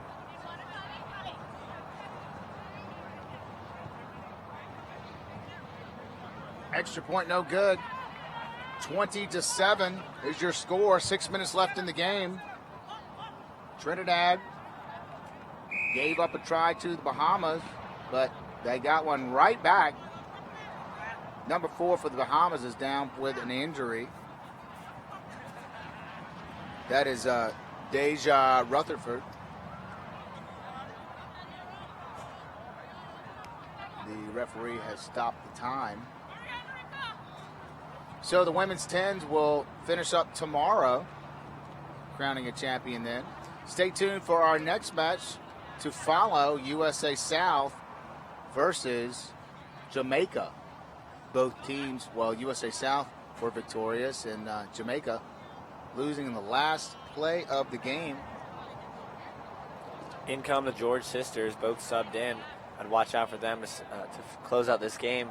6 minutes left. Let's see if they can do it.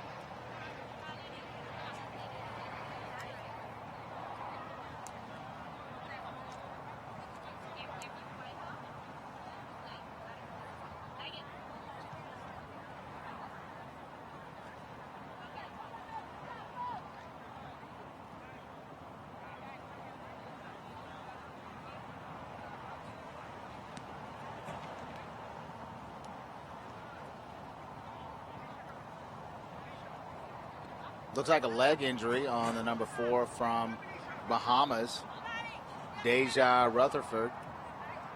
Trinidad has looked very good this game. Looks like they worked the kinks out against USA South. They had the South on the ropes, but USA was able to have a nice set piece, multi-phase play ball to score a try right around the end of the game with about a minute left. But Trinidad looking for their first victory of this tournament. Number 7, Kathleen Stephen, will kick it off for Trinidad and Tobago. Taken by the 14 of Bahamas. She's got a head of steam up. Advantage called for Bahamas. A penalty on Trinidad. The referee's playing advantage right now, and he'll bring it back.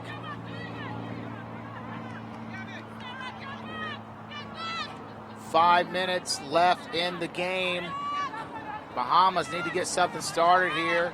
5 minutes, a pretty good time in tens. However, they're going to have to score twice. That went backwards.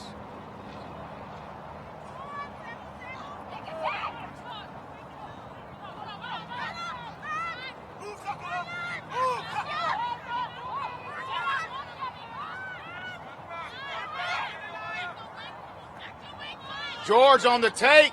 Oh my goodness. She's got a breakaway. One person to beat. Nice dish, great pass, and offload, another great offload. Wow, great playing by Trinidad. Dots it down right behind the post for the try. You know, Gavin, I thought Arnella, she was going to go all the way. Arnella George, the number 1, or is that number 3, Onika, excuse me. That was number 1 there. She took it all the way down the field. Defenders all had to go to her. And as soon as they came to her, she popped it up to the next player, popped up to the next. Number 13 is in the end zone. Incredible support by Trinidad. Typically, when you have a breakaway towards the end of the game and you're gassed, you're not going to have that extra run in order to get the support and get the try. I always tell the young players, hey, man, if you want to score, follow the guy who has the breakaway because he's probably going to have to pass it to you. Exactly. Our coach, Mark Williams, teaches us about jailbreak offense. As soon as someone breaks through that line, you pretend it's a jailbreak and you follow him through the line. Flood him with support and he'll find you. Trinidad up 25-7 here. 3 minutes left in the game. 3.5.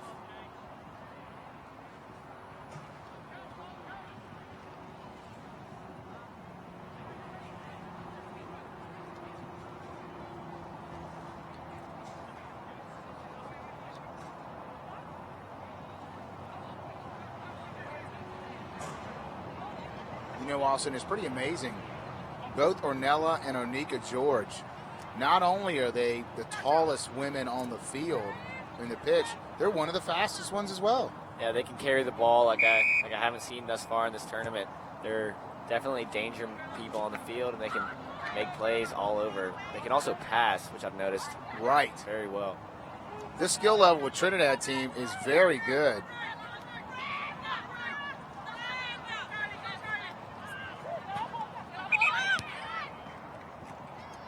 Ball getting knocked around. Let's see which is the first knock on the referee's going to call here by Trinidad.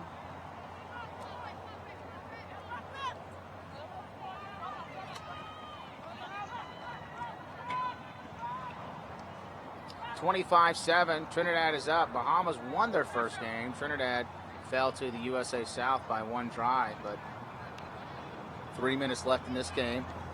Looks like they were ready to step up, and without a miracle from the Bahamas, looks like they can get their first victory. I'd go blind here, Mark. I don't see anyone defending that blind side. I think that scrum half would go blind. Yeah, you're right. And you got, is that the 13 up there? Yep. Yep, look at that. 13 is going wide. Nobody to defend it. Stiff arm by Trinidad. They do go blind there, like I said, but she's got to make a break for that corner. You can't dance around there. You got to angle, you go for the corner. Looks like they called the a forward pass on Trinidad. Scrum down, Bahamas. There's no one deep for Trinidad now. If the Bahamas want to go kick over the top, this would be the time.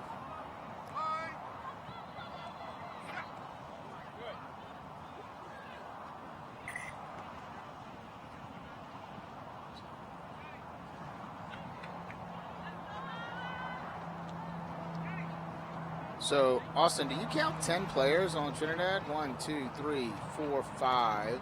Yeah, there's 10. Okay. Scrum half. I was counting 5 in the scrum there. Did not account for the scrum half. Couldn't see her. Never really can see those pesky scrum halves. Right, exactly. Austin being the scrum half for the USA men's team, USA South.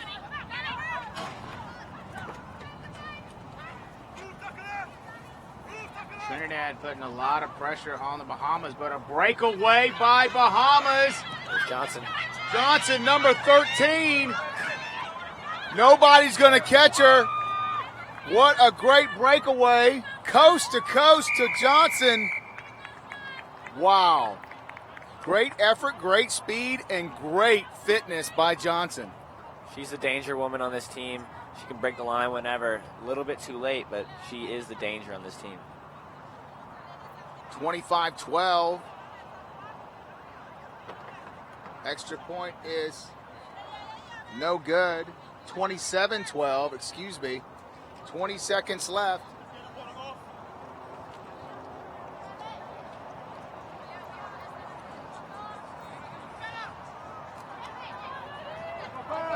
Ten seconds before the hooter comes.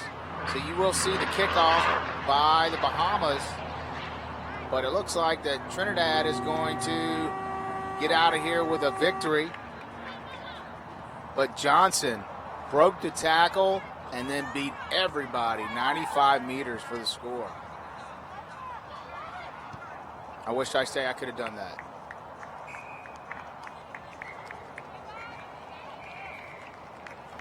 And that is the final whistle right there. The final score, Trinidad 27, Bahamas 12. They do get the victory. Bahamas 1-1 now in the tournament, and so is Trinidad.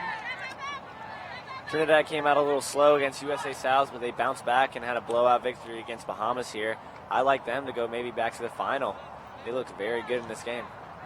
Tomorrow's games will shape up the USA South. Trinidad is going to play Jamaica at 4 o'clock, and then 4:30 USA South will take on the Bahamas. Then after those games, that will determine who's going to be in the final, as we have the George sisters coming over.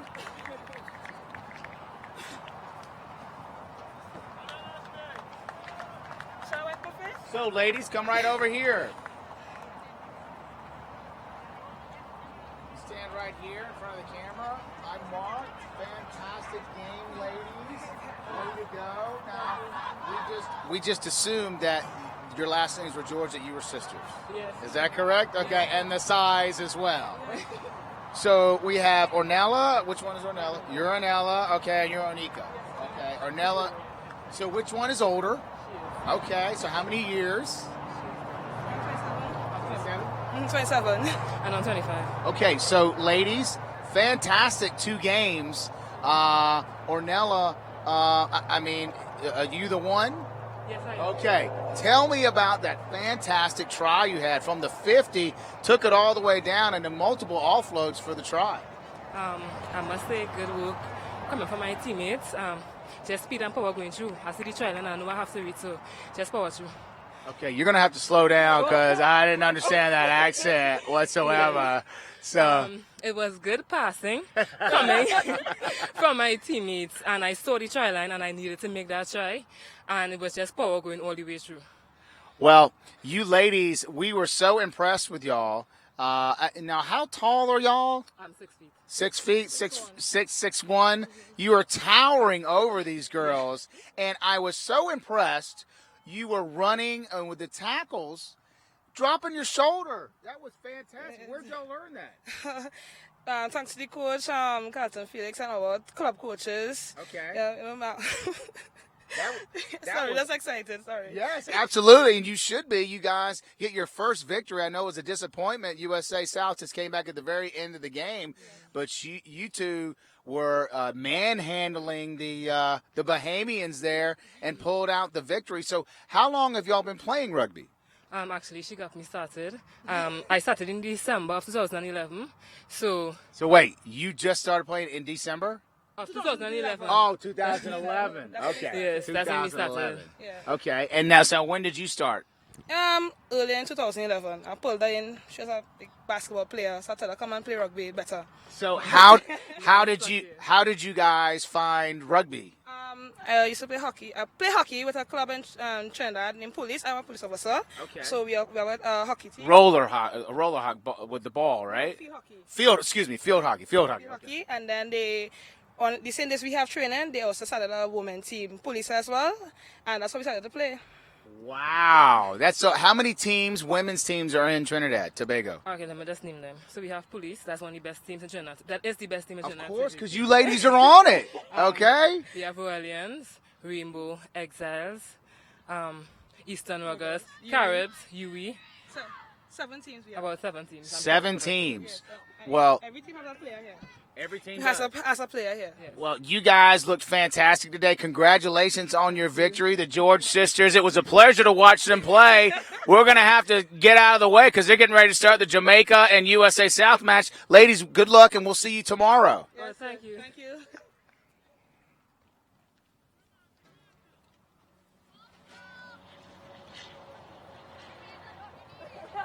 As we get ready for our final match of the day, it is Jamaica in the yellow and the USA South in the red.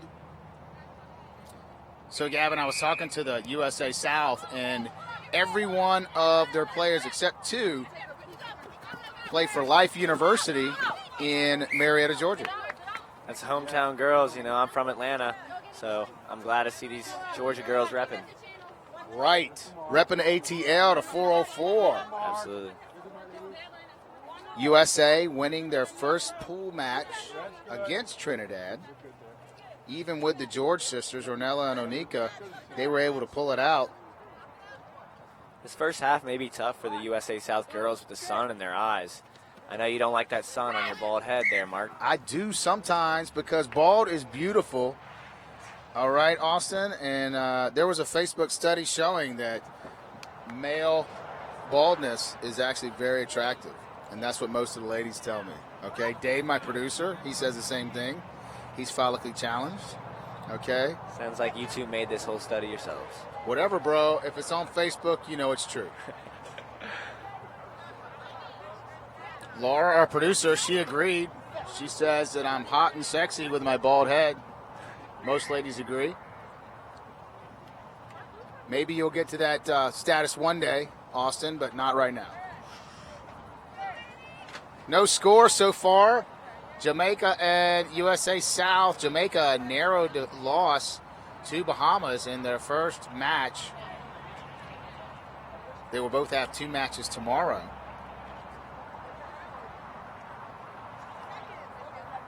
The number 4 from USA, Cynthia Kelly, she is a hometown girl, Miami born and bred. She will be a sophomore or is she a junior? I think she'll be a junior now at Life University. The number 8, Nicole Strasco, she is the captain. She is also, not only she's USA South, she's also on the USA national team as well for the ladies. She is playing wing in this position. All the way to the right of your screen here. Having some issues with this scrum here. I like to hear these USA South girls. They have very similar calls to us in their scrums and in their plays. There goes the 4 for Jamaica breaking through. USA on the back foot. Spinning it to the weak side. He's isolated there. No. Penalty on USA. I don't know exactly what he called there. Was it? Gavin, pinpoint analysis, playing the ball on the ground. Way to go. Look at that 6 running on right there. Wow.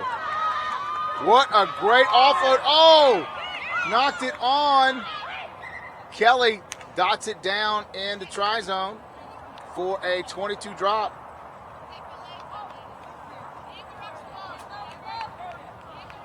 Jamaican looking real good right here, Austin, to start. We'll like to see what their defense does. You know, USA South spreads the ball left and right, back and forth. They're going to try to tire out this Jamaica team. Let's see if Jamaica has the gas to stay out this whole game.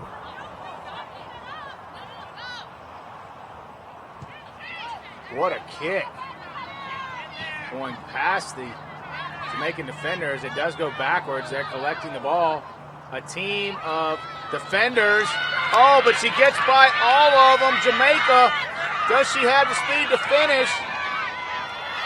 USA recovering, but still attacking by Jamaica. Now they're looking wide. They got an overload. If they can get it wide. The 15 cutting through. Oh, she takes it herself. Tries to offload at the very end, and she's still able to get it. The number 6 from Jamaica dotting it down. That is Debisha Scarlett with her first try of the day, and Jamaica takes the lead 5-0. That's just missed tackles. You know, one missed tackle leads to scramble defense. Scramble defense is the bad situation you don't want to be in. You know, lets a good team like Jamaica improvise, and you don't want a fast team to improvise on you.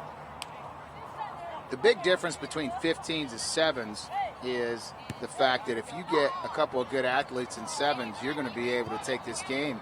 10s is kind of in the middle of this. As we see, Jamaica has a lot of talent.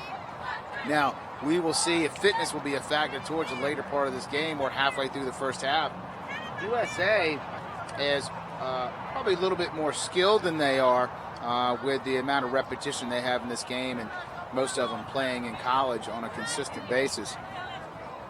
Plus, Life University being one of the best women's teams and men's teams, actually, in the country. Jamaica playing fantastic today. They were all over the Bahamas and just fell short right at the very end. USA takes it up, going around the edge again.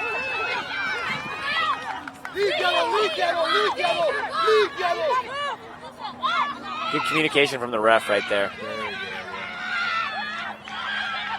The 6 trying to get it wide to the speedster, Strasco. The USA Eagle. Nice pass.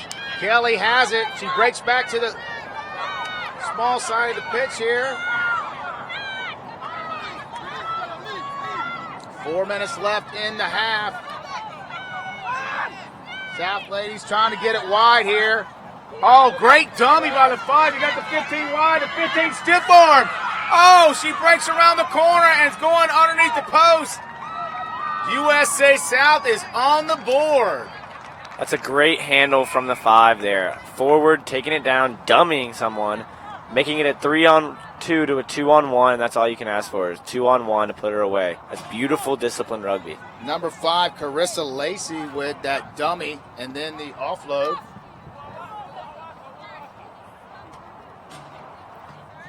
$15 with the score here for the South. That is Whitney Wilson. Great play. So the score is USA up. They got the extra point. They're up 7-5. Shows you how quick things can change in 10s. Jamaica was looking dominant, and now they are all kind of scratching their heads. This is a water break we're having right now, but they do look fatigued.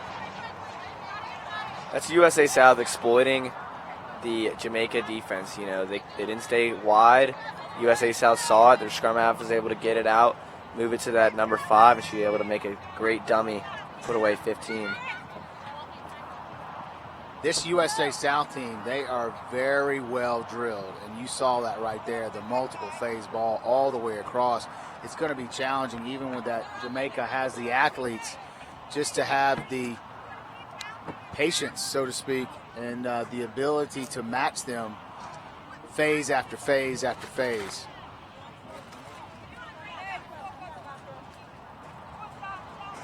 3.5 minutes left in this first half.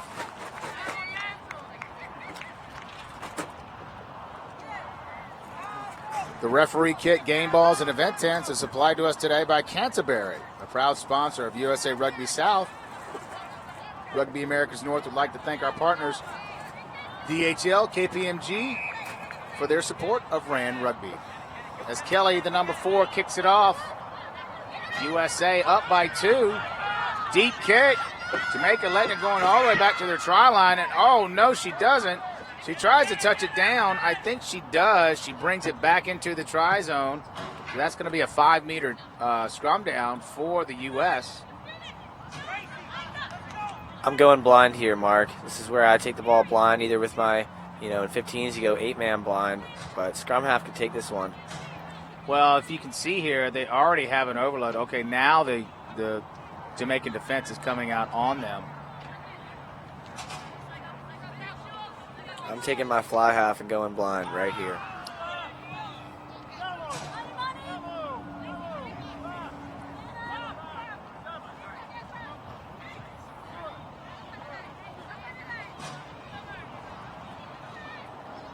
There it is. Austin calling it. Oh, turnover. Jamaica getting the ball here. Out of bounds on Jamaica. 2 minutes left in the half. USA up by 2. You saw the fly half creep over. You know they were trying to go blind. Unfortunately, Jamaica gets a steal and takes it away from them.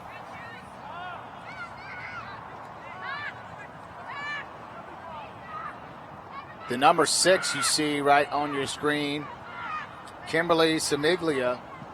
She is a great tactician, able to hit the gap as well as find the open man or open woman. Taking the ball up. They got space and an overload, but a turnover by the USA. Jamaica outrunning. Strasco defending. Got the turnover. Looks like it's holding on, but what does the referee say? Yes, it's a turnover. Strasco going, passing it right to the 9. Great pass by Strasco, the number 8. They got numbers wide. Kelly spinning it. Oh, a dummy. Getting it wide now. Turning the corner. And the USA go up another try. The 17, Brittany Wilcox with the score.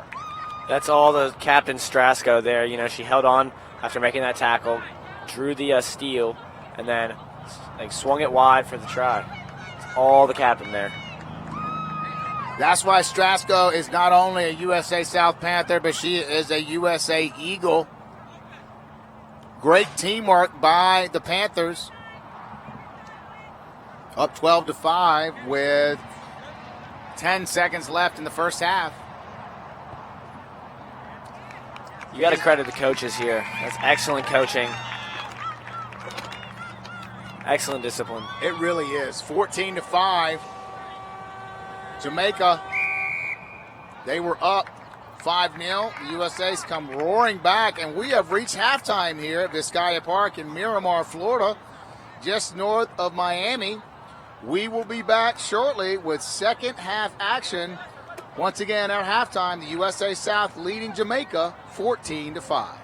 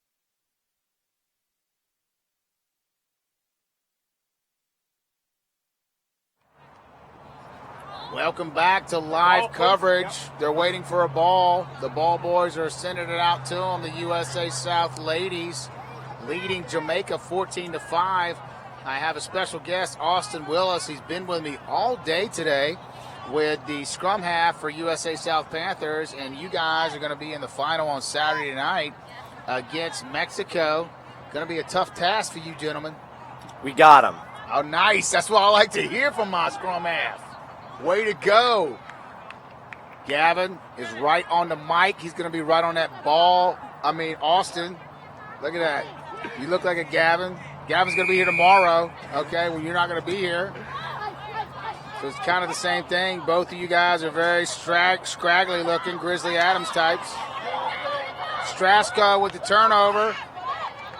USA getting it wide. Great ball. Got no support over there, though.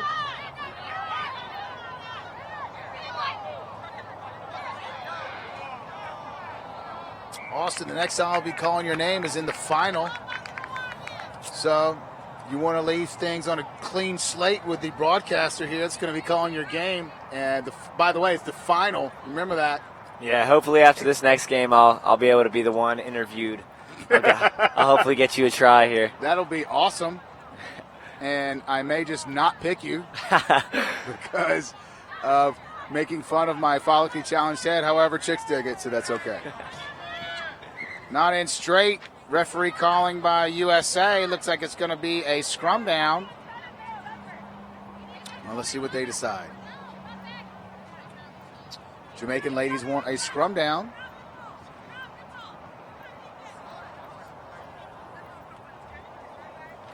Looks like Strasco is moving back to sweeper here almost. Getting a little deep to cover this kick. As Jamaica's inside their own 22, they're going to want to kick this ball out of here. But we'll see, because Jamaica's a fast team. They might spread it wide and just run it. Nobody on that weak side. You figure that the flanker on the weak side of the ruck there is going to have to take care of that whole left side. Tens is an interesting game. It might play into the scrum half's hands on that blind side because both those back row players are locked in like locks in the scrum. You know what I love about tens is that I just have to break one tackle and then I'm gone, And nobody can tackle, just me, just solo. Okay? Yeah, you got to break that line first, Mark. Right. Oh, I'll break the line. Don't sweat me, okay? I've been playing rugby longer than you've been alive, Mr. Number 9 from USA South. You can ask your coach, Mark Williams. He'll tell you that I was the greatest player he's ever had, okay? I played 20 minutes of one game for the South, okay? He told me to call you Pukey. I don't know if there's a story behind that. Yes. I play rugby a lot better than I participate at the social. Let's just put it that way. Jamaica coming wide. USA right there. Kelly tying the player up, trying to keep him up. The ref did a good job communicating there. Pressure by USA right up in the face of Jamaica. Jamaica trying to get it wide. Number 6 with the offload. Great pass. Oh, the number 6 again. Oh, my goodness. What a great run. Oh. Strasco on the hit right there. Great cover defense. USA South is scrambling for these tackles and making every single one of them. Dabisha Scarlett, the number 6, great run. Not only did she tap, she looped and then had to run as well. Pretty incredible. Offsides by Jamaica. 6.5 minutes left in the game. USA up 14-5. Quick tap by the number 4.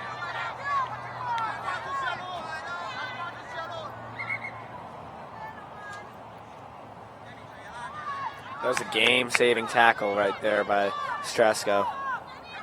That's why she's a USA Eagle. Strasco up to the challenge. Like Austin was saying, not only a South Panther, but also an Eagle. And she is solid. Just looking at her. She's played every facet of the game, offense, defense, and special teams here. Strasco drops back as the fullback.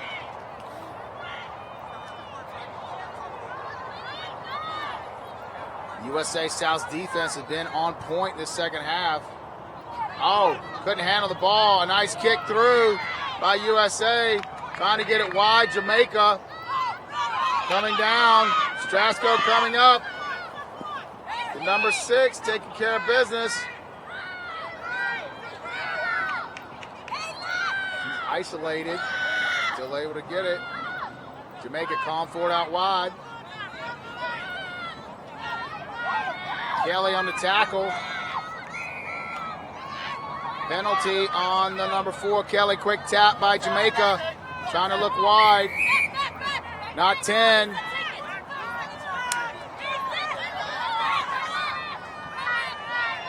USA South did a great job of retreating there. Right. Number 4 with Jamaica taking it up.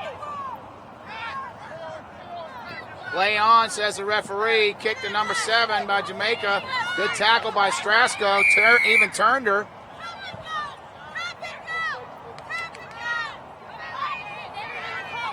Not back 10. Quick tap by Strasco. Got an overload here. She's taking it herself. Man away from support there. It's unfortunate. Knocked forward. The coaches on the sideline are doing a really good job of communicating what they want those Panthers players to do. They're yelling, tap and go, tap and go. We wish we had that in the game last night, so all the decisions weren't on our shoulders, but those coaches are loud on that Panther sideline tonight. 5 minutes left in the game. USA up 14-5.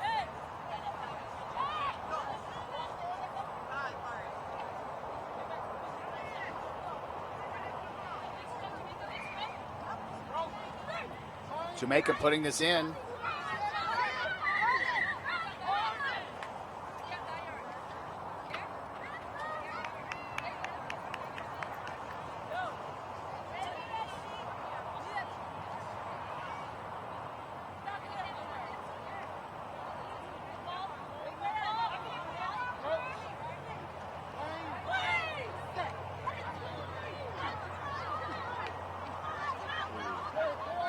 Good tackle by the 9. Zoe Sanchez, but Jamaica on the run. Got 2 defenders. Can they catch him? The number 4 for Jamaica. What a great run by Lisa Frazier. The number 4 of Jamaica. Not only is she the captain, Austin, she's also their coach. That's an awesome individual play. She's their coach. She's a player. She can run for 70 yards for the try. She had her support on either side, but she took it herself. Courage of her conviction, she just took it in the end zone. Lisa Frazier, incredible endurance to be able to make that run this deep into the game. This is the second game of the day, and the extra point is good. Jamaica only down by 2. 2.5 minutes left in this game. USA South had total control of this game. If we've learned anything in this women's 10s, is you do not count any team out. Right. Bahamas beating Jamaica at the last play of the game. The South narrowly escaping against Trinidad. Strasco taking it up. Oh, what a great dummy there. Still holding on to the ball here. Good spin by Strasco. Kelly gets it out. Going backwards. They take it up. The 6. There you go. A quick break. Great run. Got lit up there. Kimberly Samiglia with the run. She just took a pop there, Mark. She did. Samiglia getting up. Doesn't phase her. Great dummy there. Big hit by Tamara Dixon. She tracked back all the way across the field to stick number 6. Yeah. Samiglia got lit up like a Christmas tree on that tackle. She's from Atlanta. She'll be all right. Samiglia is? Yeah. Okay. That's right. Another Life University standout. Frazier taking it up. Nice pass by the four to the three. Going out wide to the 7. They got something going here. Hitting it to the 13. She's breaking through. Oh, great tackle by the South. Christina Gale with that run. There goes the 5. 10 seconds left in the game. Penalty. South better back up. Not rolling away, or did not wrap. That's a quick tap. Oh, no. She knocks the ball on. Oh, what a heartbreak for the number 7, Sasha Gale Green. Everything going, flowing towards Jamaica, trying to score. The hooter has sounded. They're going to have to win this scrum, Austin, for any chance of victory. Yeah, number 7 there just got a little bit too excited. She wanted to take the quick tap, maybe be the hero of the game. She knocks the ball on. All USA South has to do is just win this scrum and kick it out, and that's game.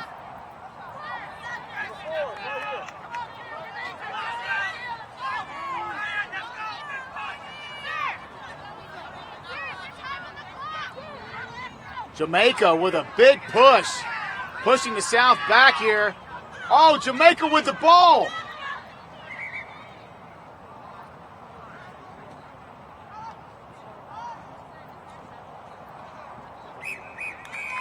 And the referee has said the game is over, ladies and gentlemen, and USA South are able to squeak out the victory 14-12. Yeah, we saw USA South disciplined, structured. You know, they never got panicked. You know, Jamaica almost had a try there at the end to win the game, but USA South and their leadership under Strasco, they were able to dig this game out and win it. Well, Austin Willis, it was a great day. Thank you for joining us for this coverage. Can you shake my hand, sir? Absolutely. That's a handshake of good luck right there. You're going to have a victory on Saturday. I can feel it. 100%. It was probably my awesome throwback jersey, the South jersey that I had on yesterday that got you the victory. But thank you very much. You did a great job. Thanks for the help today. We really appreciate it. And as the USA ladies come over, we're going to bring them here. We have Strasco, the captain, and we have the hometown hero, Cynthia Kelly.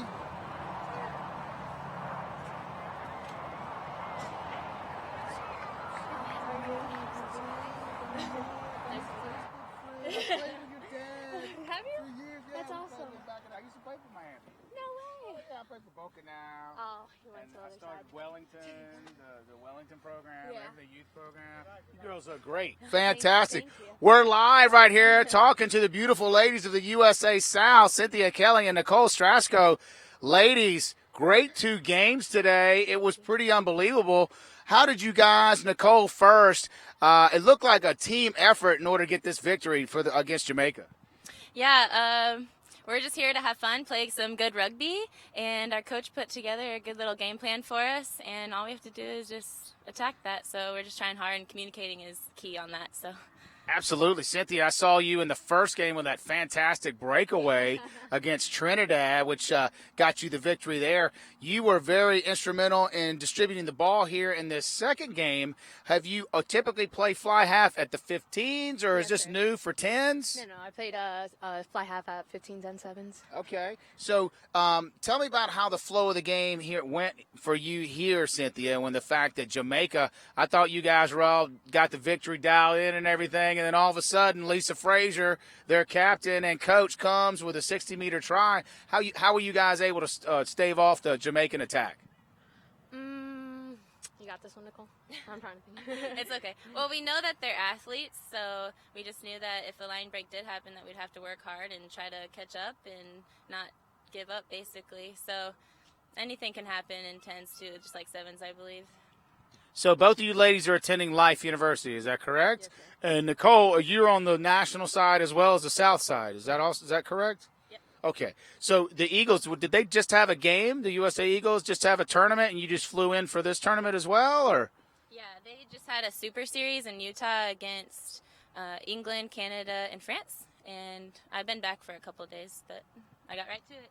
Awesome. So she goes with the USA Eagles and plays, and then she comes down here. Are you a native of Atlanta or a native of the South? Been there for 3 years, but I'm from Iowa. Okay. From the cornfields of Iowa, and we have a city slicker right beside me. Cynthia, how do you feel to be back in your hometown and playing for the USA South? Oh, I love it. It just brings back memories from before I went to college, and it's just so nice to be back in Florida. Yep, and we're just a stone's throw away from Miami and Miramar, Florida. Ladies, thank you so much. Congratulations on the 2 victories today, and we will see you tomorrow for your last pool match and hopefully in the final at the end of the day. And that'll do it for our coverage here. I'm Mark Patterson. Thank you very much. Finishing up day 6 at the Rugby America's North Championship in beautiful Miramar, Florida. We will see you tomorrow.